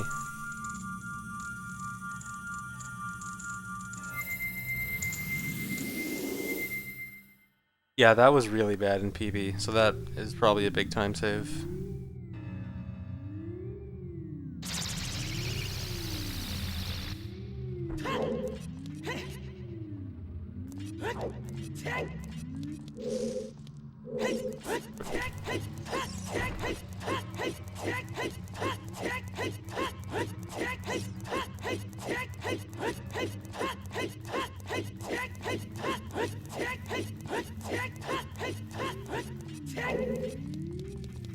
So the purpose of all those side hops is every time I load this main room, which every side hop to the left did, it loads another set of light beams, the beams that come out of the top of the trials to the barrier.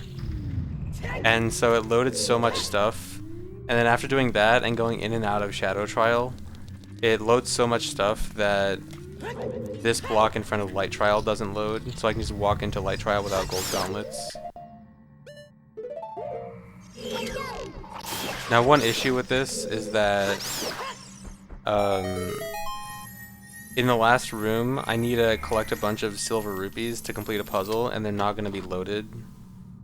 But what I'm going to do in the next room is I'm actually going to get crushed by a falling chest, and that's going to void me out and reload everything, and so all the extra loaded stuff is going to be gone.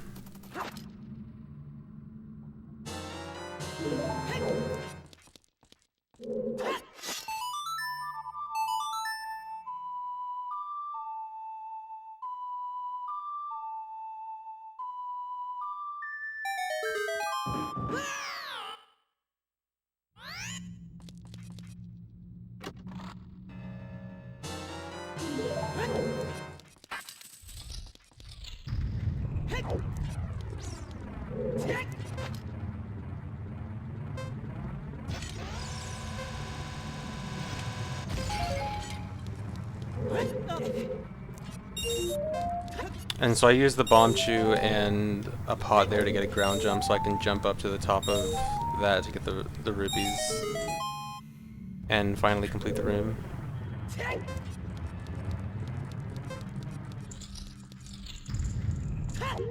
Yeah, that's faster than jumping out of bounds. Because to do the fall out of bounds, you have to exit the room and you do a really long fall out of bounds, and then you have to go back in the room. But with that, the void out is way quicker, and you don't have to exit and re-enter any rooms.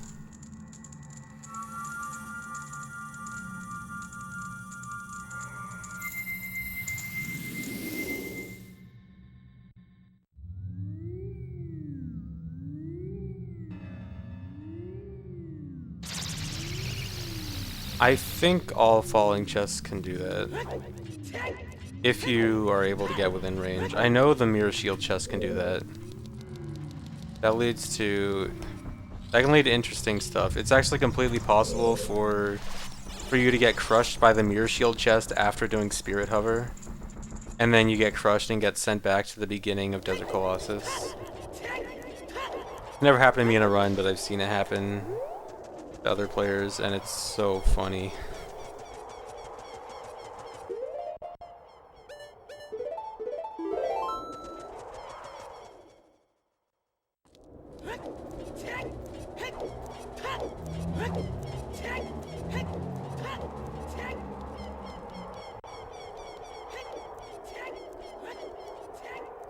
I'm sure it wasn't something they intentionally added in. It's probably just like at some point during the chest falling, it meets the game's requirements for crushing Link if, you know, X object is within, you know, X distance of Link's head, crush Link or something. However the crush instruction works.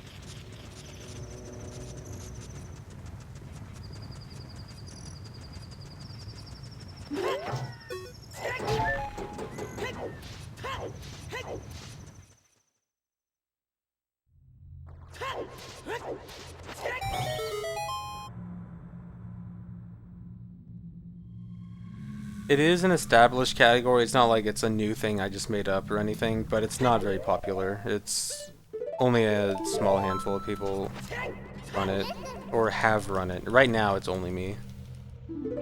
Before Fire Arrow Skip, there was a total of 3 runs on the leaderboards.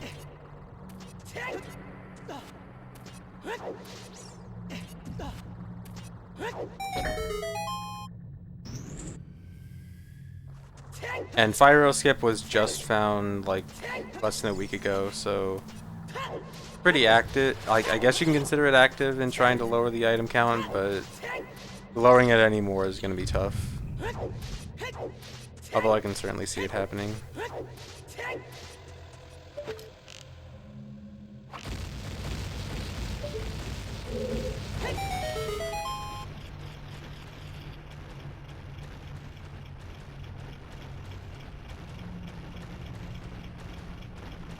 Yes, Xers. If you use the hammer in a room with scrubs, then the scrubs will get up.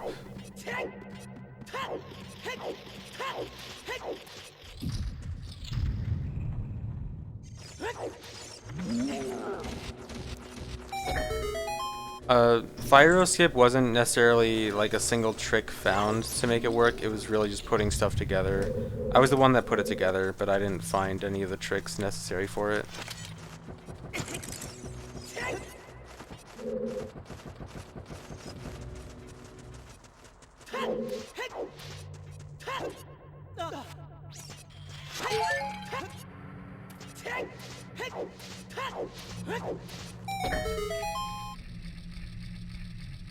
It's either all scrubs in the same room or all scrubs within a certain very large radius.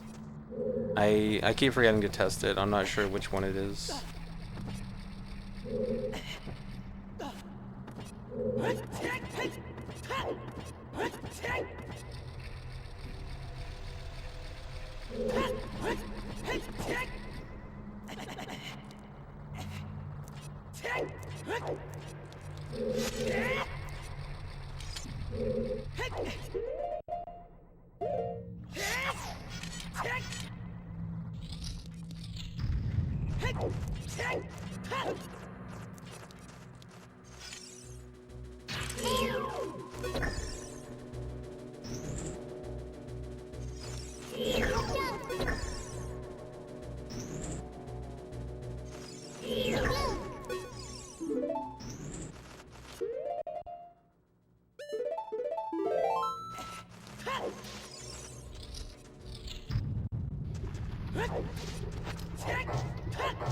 Come on. Come on. Please. You have to hammer the exact center for that. Alright, so this fight can be kind of scary. I have to backflip and pull a bomb chew and hope the bomb chew goes in his mouth, and I can't waste a bomb chew, and it's kind of awkward. Not super easy. Hopefully I don't fail this.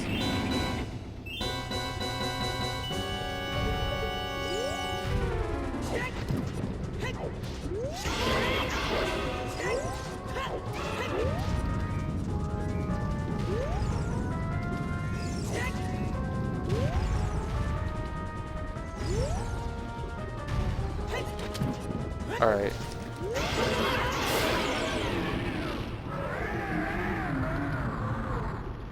I've been thinking maybe I should actually pause buffer this, but at the same time, I don't know.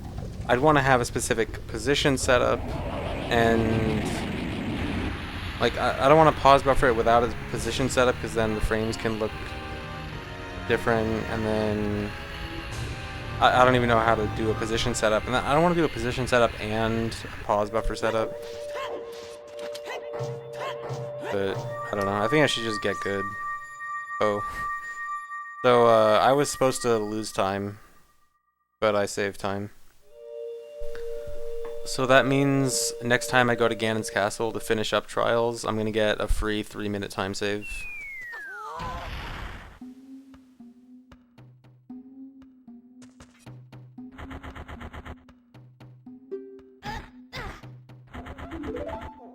I can get a ground jump for the second one?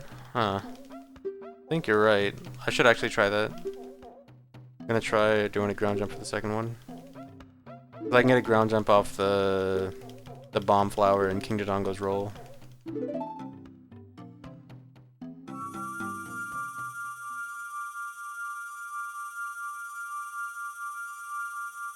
Yeah, the time save's real. It should have actually been a time loss.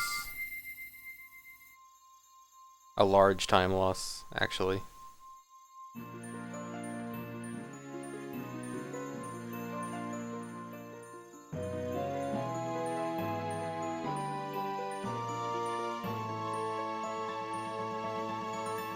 I wish I could equip Iron Boots for this cutscene. That'd be amazing.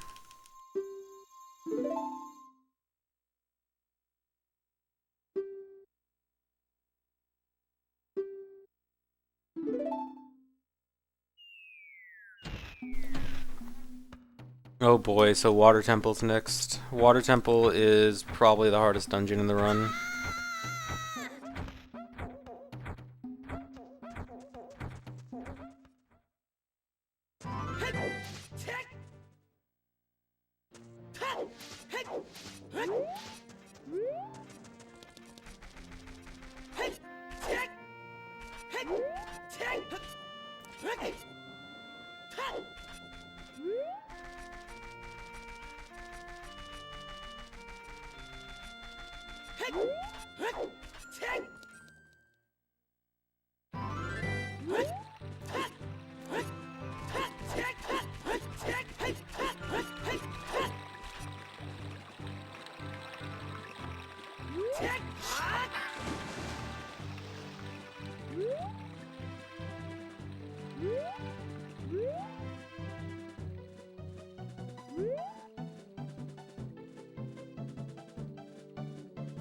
I hope this angle's good.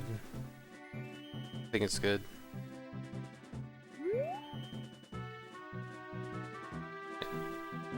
Hopefully I don't hit the second fence.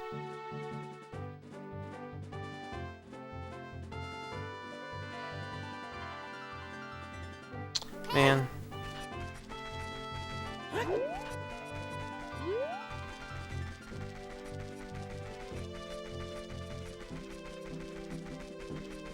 Dude, the way Water Temple difficulty works is actually kind of interesting. It's like, as a casual, all the casuals think Water Temple's super hard. Then once you first start getting into speedrunning, you realize Water Temple's really easy. And then you do low percent MST, and Water Temple is really, really hard.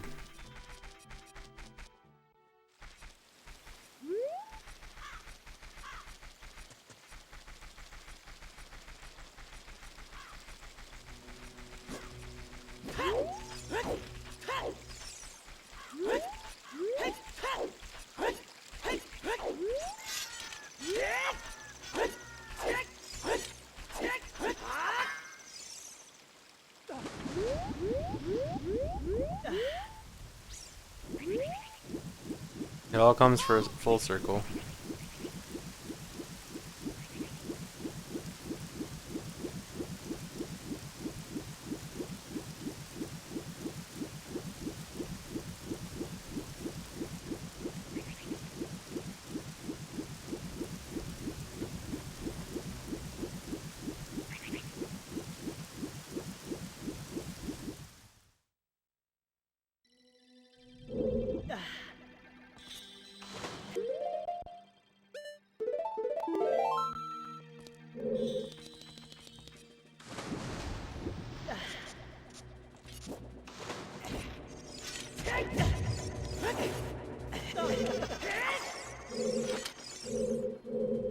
So the first thing I need to do in Water Temple is go out of bounds. I need to get a key that you're not supposed to get until way later.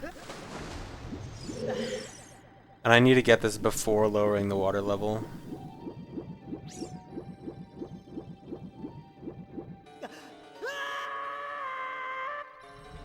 So I can go out of bounds and get to this room early. And in the next room, there's this room with like a dragon head in the water, and there's a crystal switch you're supposed to shoot.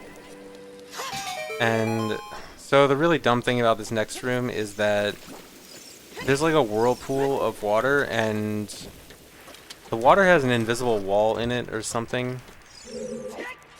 And you can't actually see it, so it makes it really dumb.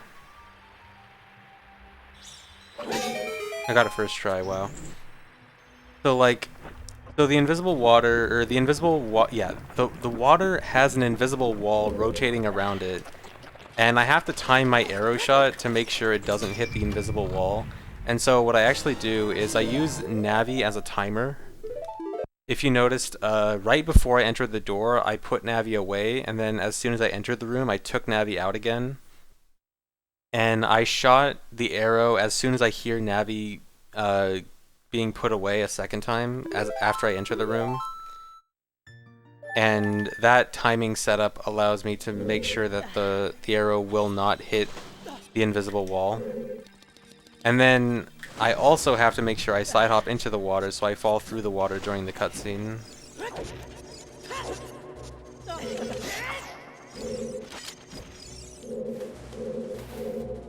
And then I got the key. Nice. Cool.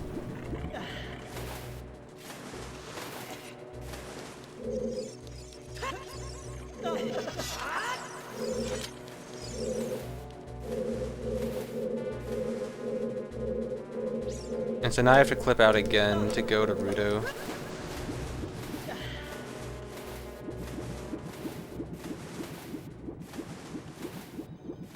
I didn't actually come up with that strat, it was Zast that came up with the strat. With the Navi timing.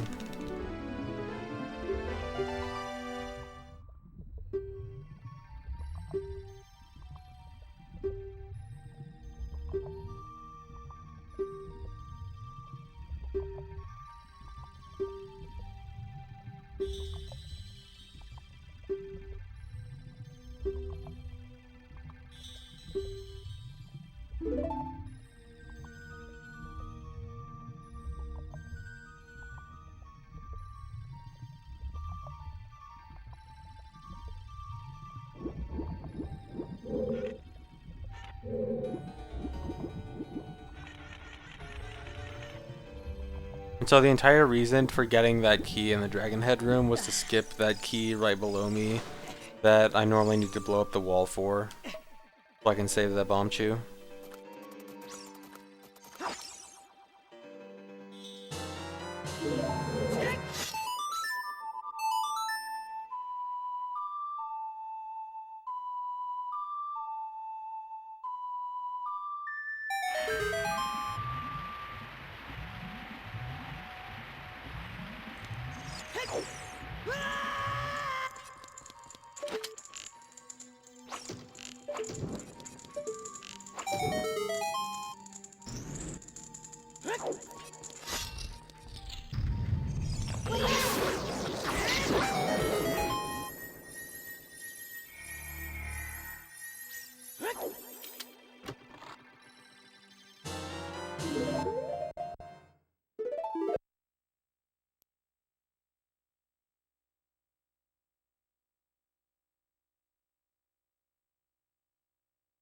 Arrow count actually used to be super tight, and then I switched the route to do Light Trial and Spirit Trial in Ganon's Castle instead of just Spirit Trial, and that eased up the arrow route a lot, so now it's not really that much of an issue, but it actually used to be. And so, with getting those 2 keys, I can now get the boss key. And the reason I want the boss key is because, you can skip the boss key, but skipping the boss key just costs too many bomb chews. So we get the boss key to save bomb chews. Yeah, the chew count is perfect for... The chew count has to be perfect for the entire run. Every single bomb chew has a specific use, and any waste of a bomb chew is a reset.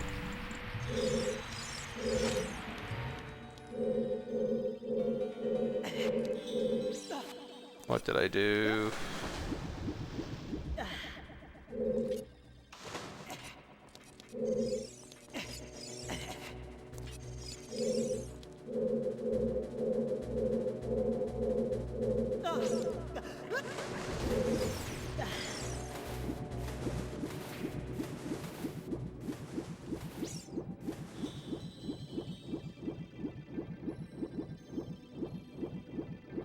So to get to the boss key, I have to do this trick up here, where I fall down and I do like a little anti-grav glitch on the ceiling of the room below. And so I can fall barely onto these spikes and get over here.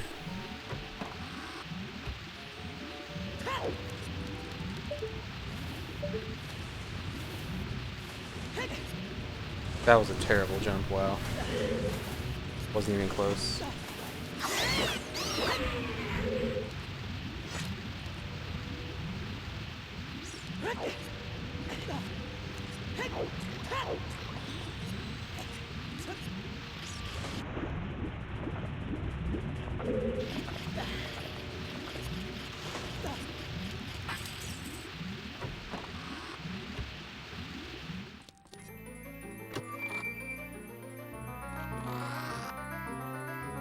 Segmented low percent MST. Probably like maybe close to 3 hours.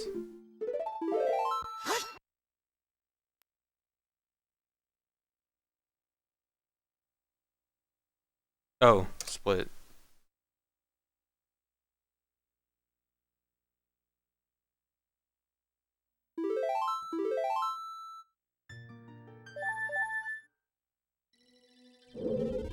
Alright, so this is the hardest part. So I have to do a hover off this Tektite into a Mega Flip to get to the boss door.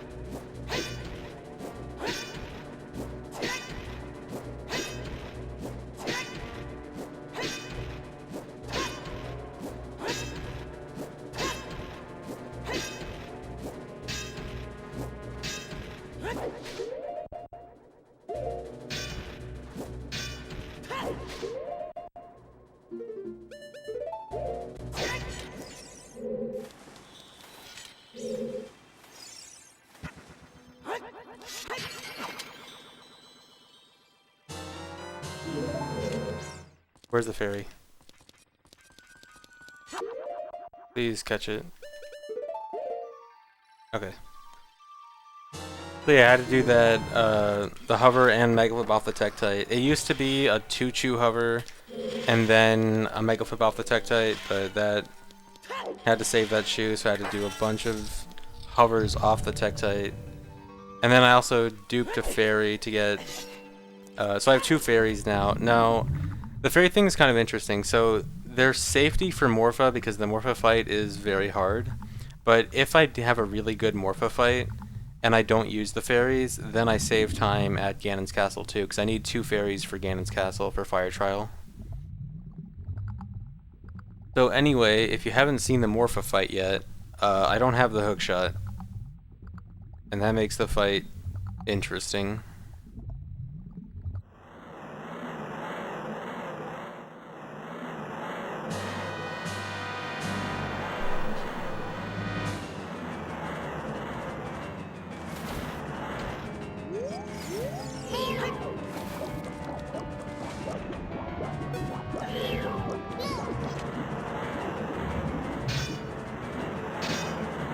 Oh no, this is bad. Slow. Jump? Not jumping. So the goal is to get Morpha to start jumping in the water. Like that. And then I do orange spin attack.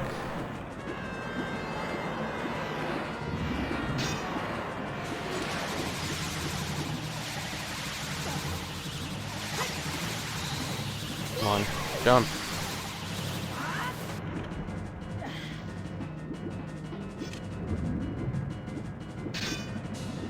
Not a good start to the fight.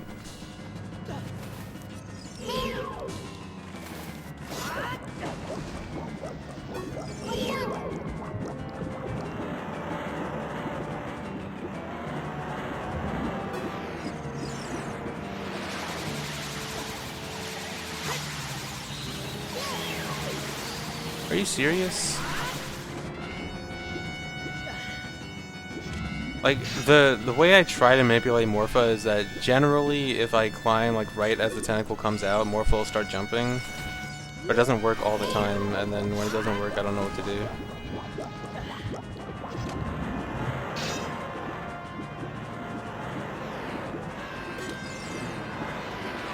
Oh no. Okay. Be like this.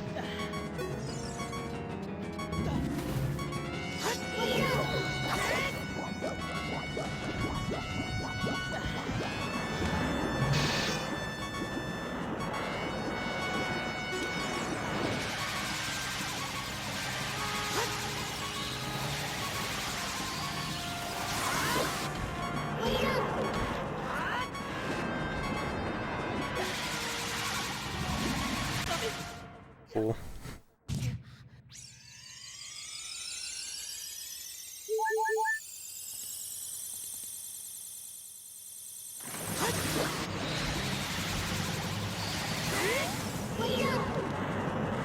One more hit.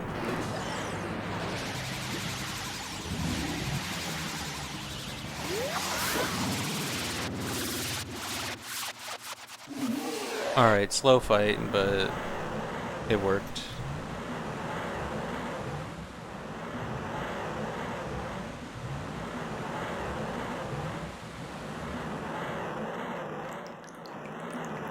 The fairy's not a big deal, because I need 2 fairies for Ganon's castle, but I can just go get an extra fairy in the scrub room in Ganon's castle.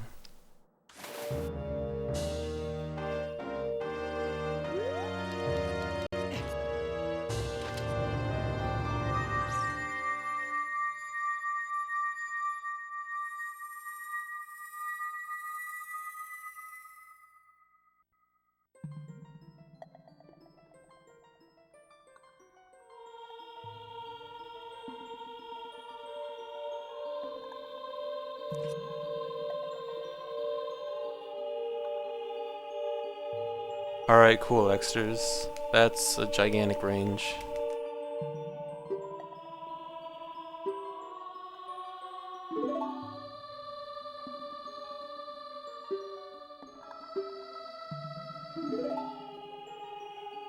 Stop too fast. I will not stop.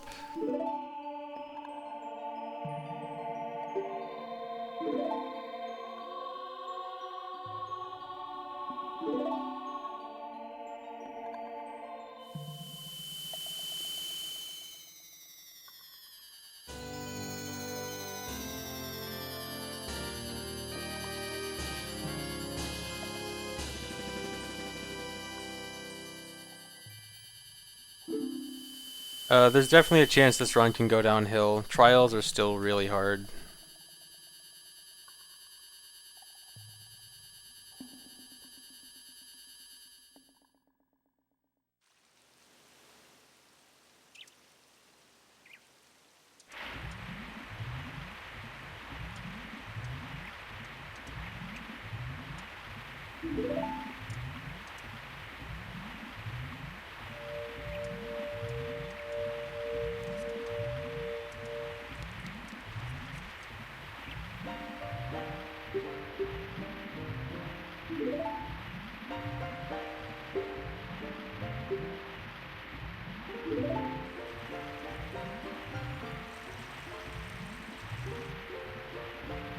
Trials are the areas in Ganon's castle you need to beat to bring down the barrier.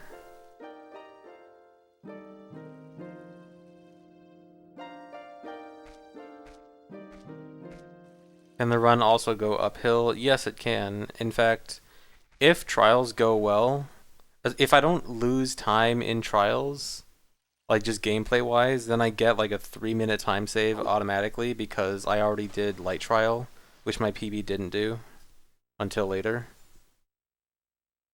Now, of course, I could easily waste that much time in trials. But if it goes well, then yeah, it's a big time save. So now I gotta go fishing.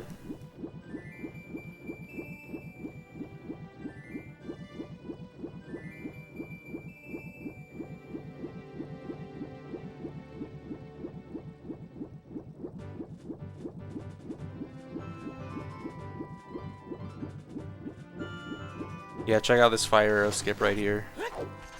So sick. So I need to go fishing to steal the rod. And I need to steal the rod to get Deku Stick on B. And this is important for the actual... one of the important tricks for fire arrow skip. Or the most important trick, I guess, for fire arrow skip.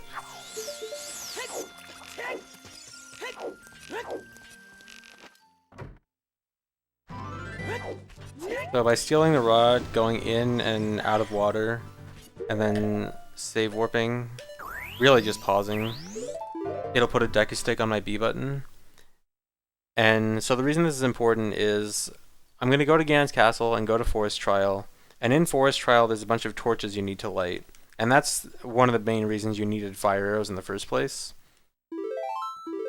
So I need to light these torches without fire arrows, or Din's fire for that matter, because, you know, same thing.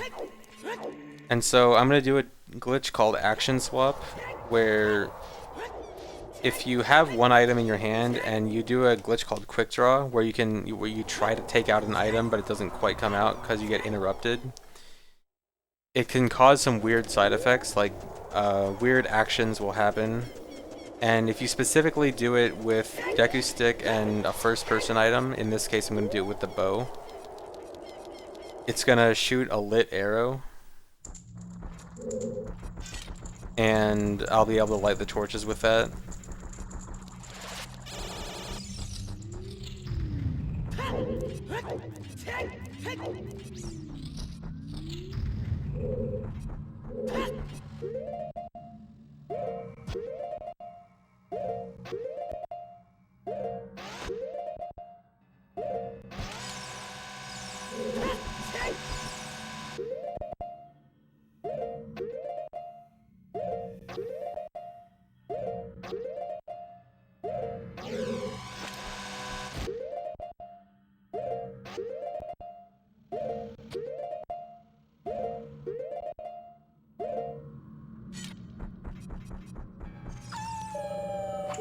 And there it is. And I can also use my invisible Deku Stick to light the torches. Oh, I need to get rid of magic, I forgot.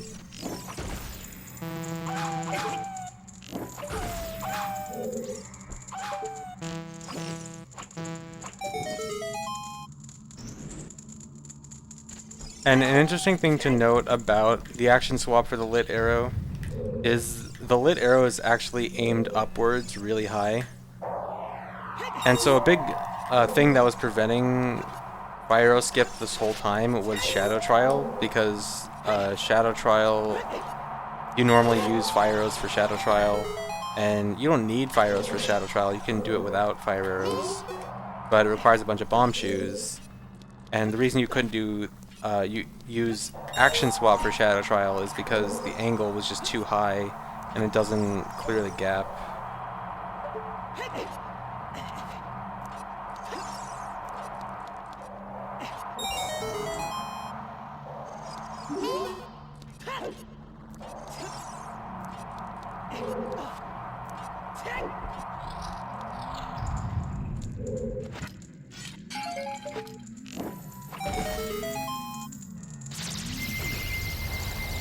Lit.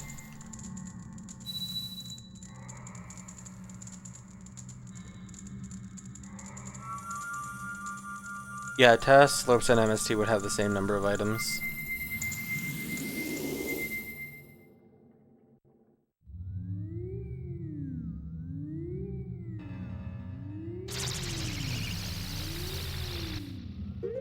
Now I need to save and reset to get Master Sword back.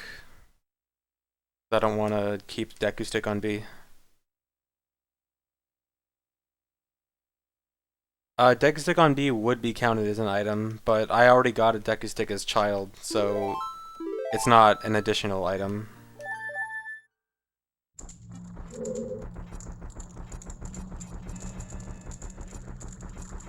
Now I have to get an extra fairy since I used one for Morpha, and then go to Fire Trial.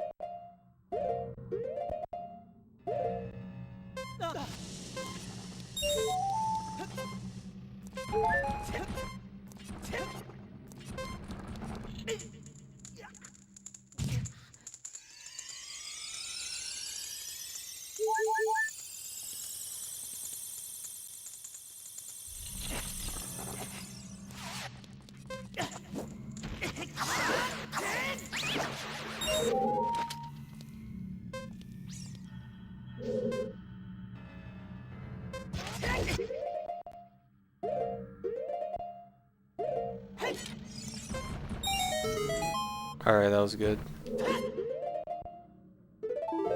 First part of Fire Trial done.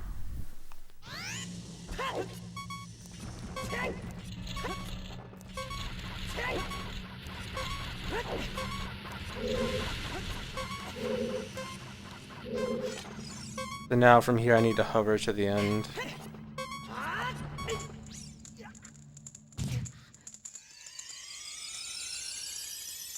You probably could use the Torch Slug to Mega Flip, but I don't know how you're gonna set that up. Hey.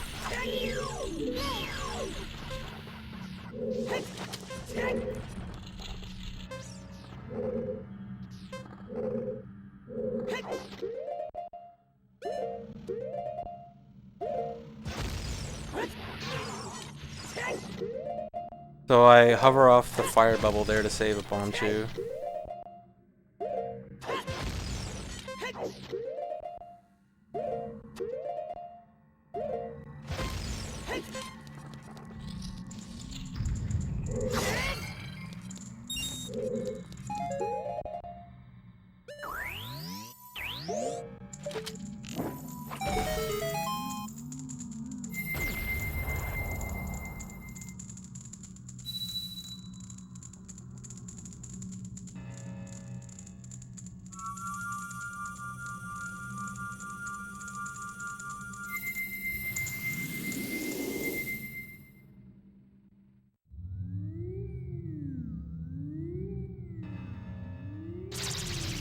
And now Shadow Trial is pretty much the last hard part of the run.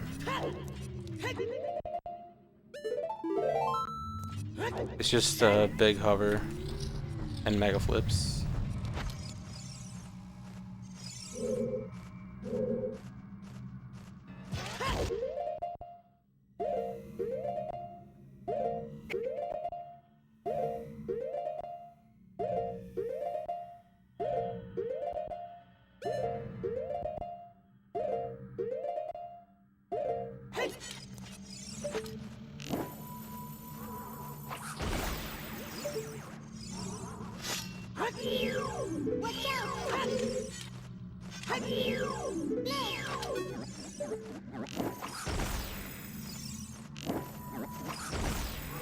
want to kill this guy so he doesn't ruin my hover.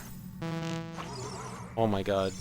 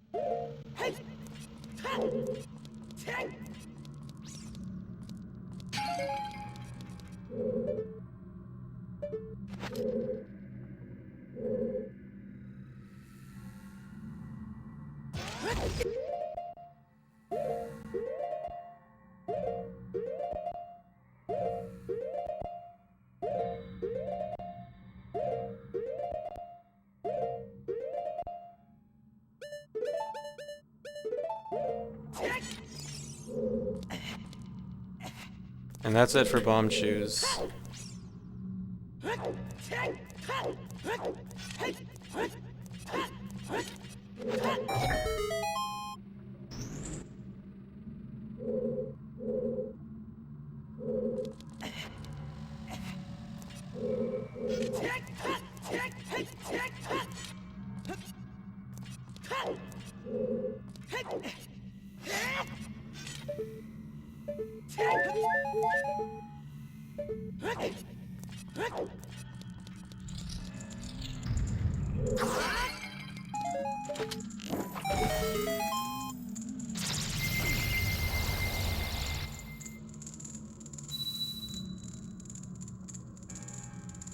Also, one thing to note about the bomb shoes thing is, after I get the bow, I actually can never unequip bomb shoes because it's actually not possible for me to move the cursor back to the bomb shoe slot because of the way the inventory is set up right now.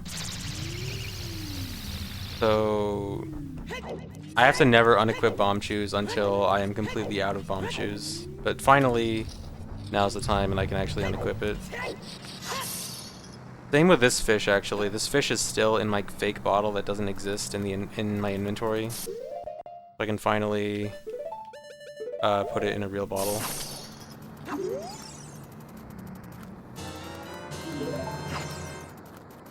I just caught 2 blue fires. Please, fish, don't die. I'm worried about my fish dying.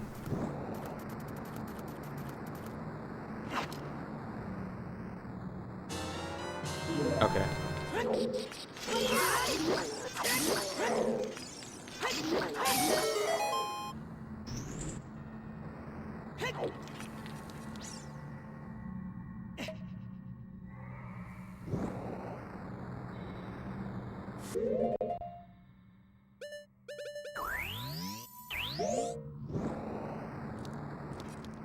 Water trial is really easy, thankfully. It's not even... It's actually easier than regular MST, because regular MST does a freezer clip through that red ice, and you just do the normal strat for the red ice here, and then the jump slash is super easy. So thankfully water trial is not any kind of threat.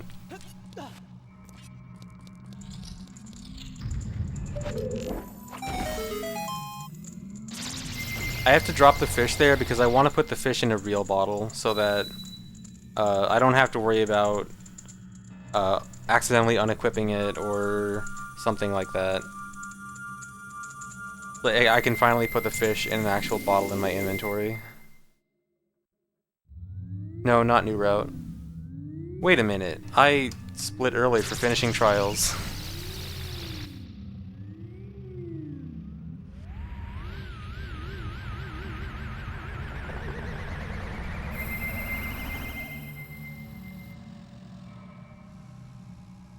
Whatever, ignore that.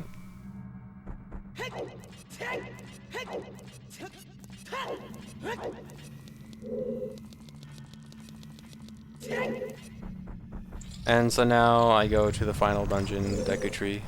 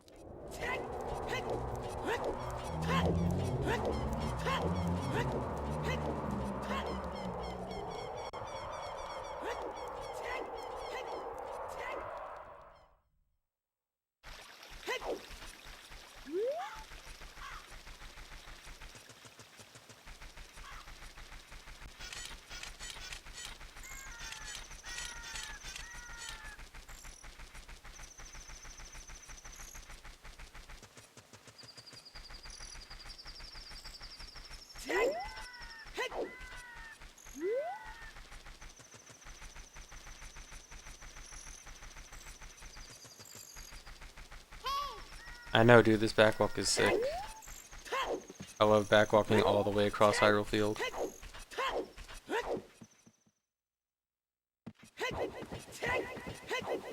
I can't Ocarina anywhere. I don't have any warp songs. I have to skip them all. Also, check this guy out.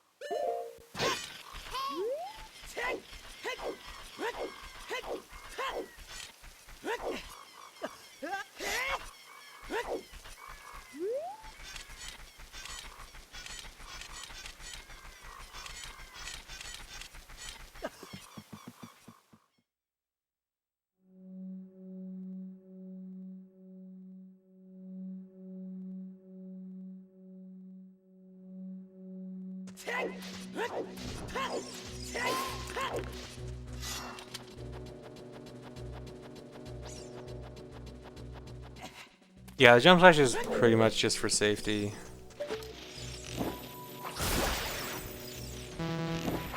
Oh, I should take this safe, actually. I don't want Decanus. Okay.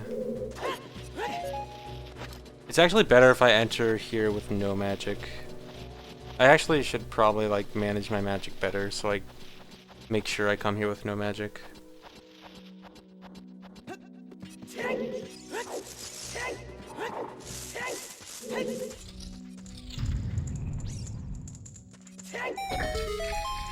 And so here I can do a trick, just go straight to Goma's room.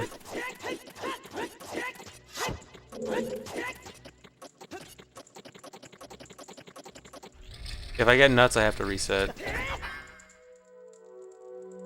Because then it's not low percent anymore.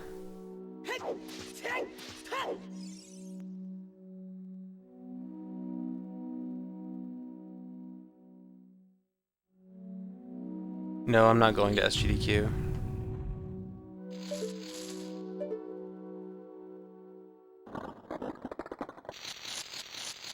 So normally to beat Goma, you need to stun Goma with either Deku Nuts or Slingshot, both of which I don't have. But if you lure Goma to the ceiling, then you can shoot her down with bow or hookshot, or I think boomerang works too. So I just have to lure her to the ceiling and then shoot her.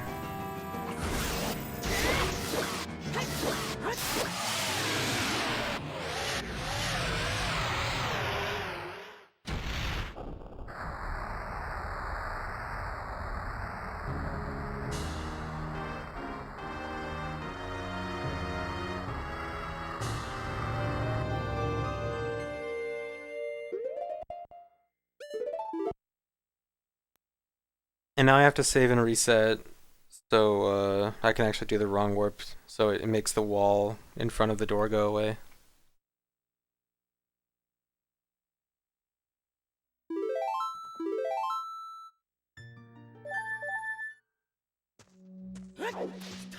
What happened to the splits? I had a lot of late game time save over my PB. Oh, I keep forgetting to use the hammer on the skulls. Why do I keep forgetting this? Wait, I didn't hit all of them. I was supposed to do that the first time. For some reason, I keep forgetting that strat. But yeah, you can use the hammer to kill all the Skulltulas.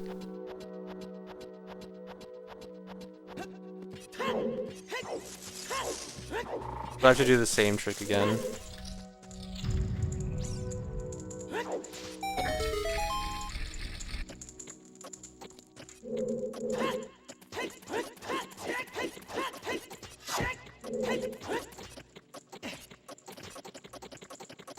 Cool. Rob Dog, in practice, one time it was nuts.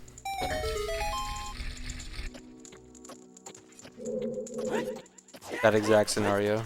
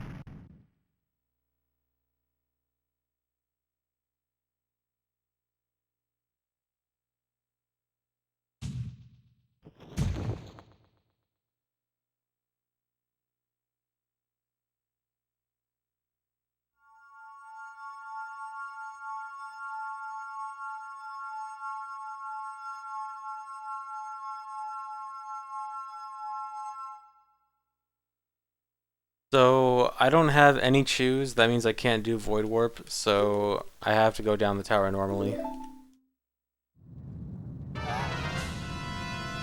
After all the glitches done in this run, I just gotta play this part normal.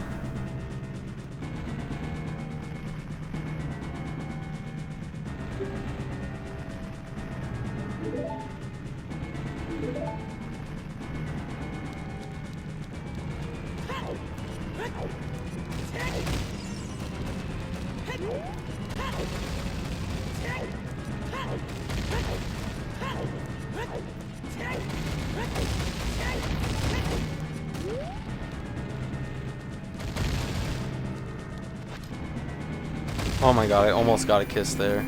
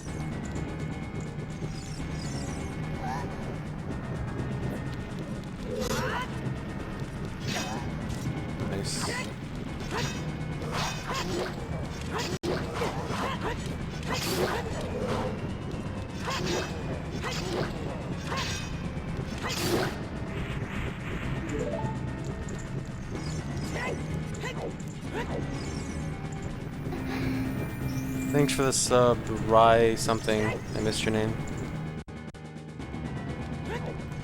But I saw you for half a second. Oh my god. Will I die?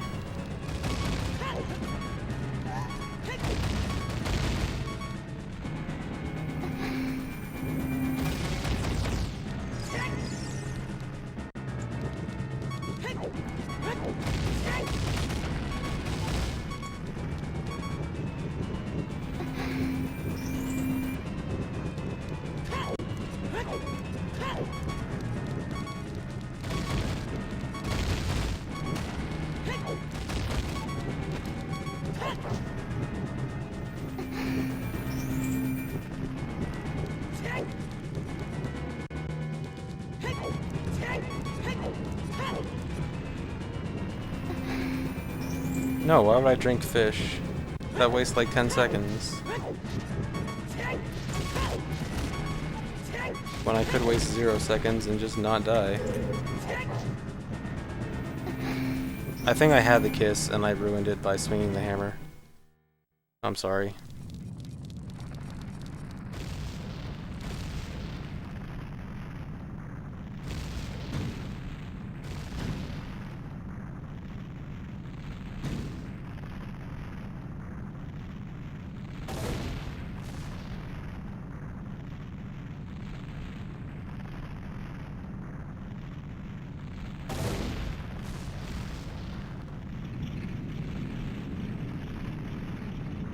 Thanks for the bits, Cat's Eye.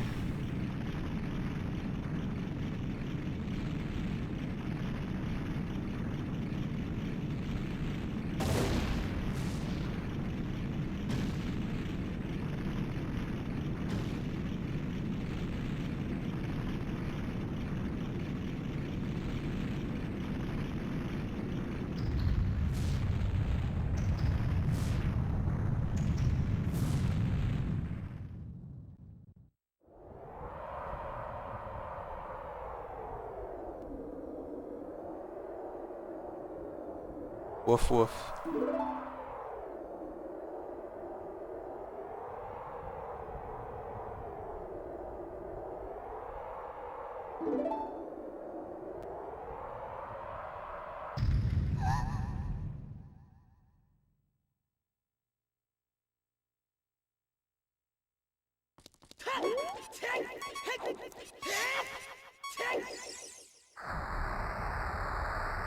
You know what's really weird? So, when you go into the Ganondorf fight and after the Ganondorf fight, the game refills your health, but it doesn't before Ganon. And I think it's really weird. Like, I don't get why it does before and after the Ganondorf fight, but for Ganon it's like, well, sucks for you.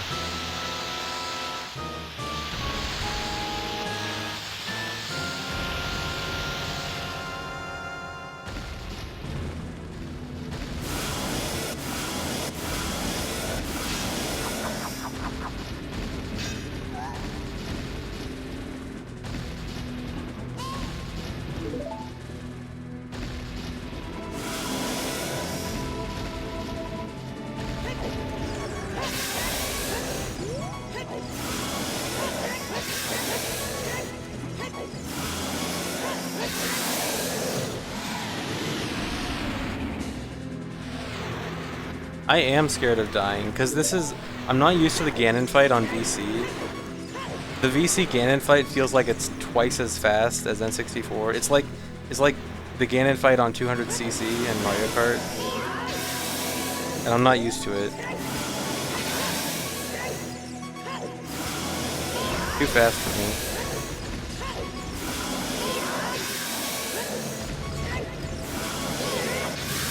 I say as I get a perfect fight. Well, not perfect, but good. Oh, this best split is definitely not accurate. I must have split wrong in my TV.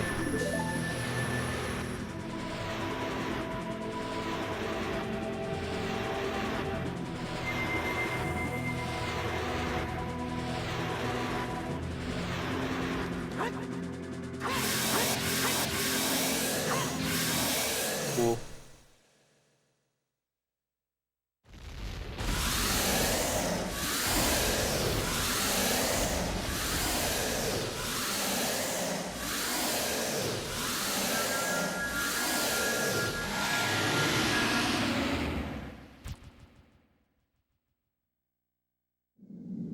So this run was... Let me take a look at this run. How good was this? Alright, child section was pretty good. Fire temple was kind of sloppy. Forest temple was alright. Spirit was alright. Shadow was bad. And then like after that, everything was pretty smooth. Morpha was kind of slow, but Morpha's Morpha.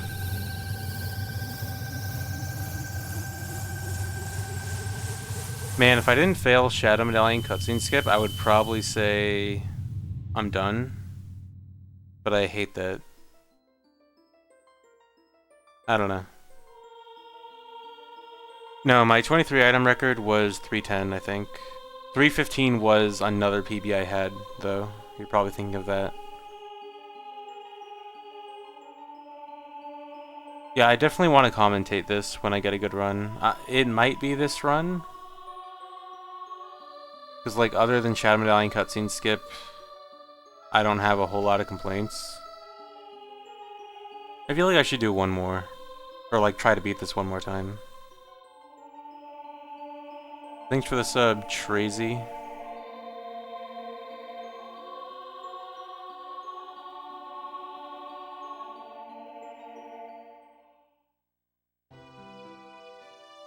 Shadow Medallion cutscene skip fail cost me like a minute 45.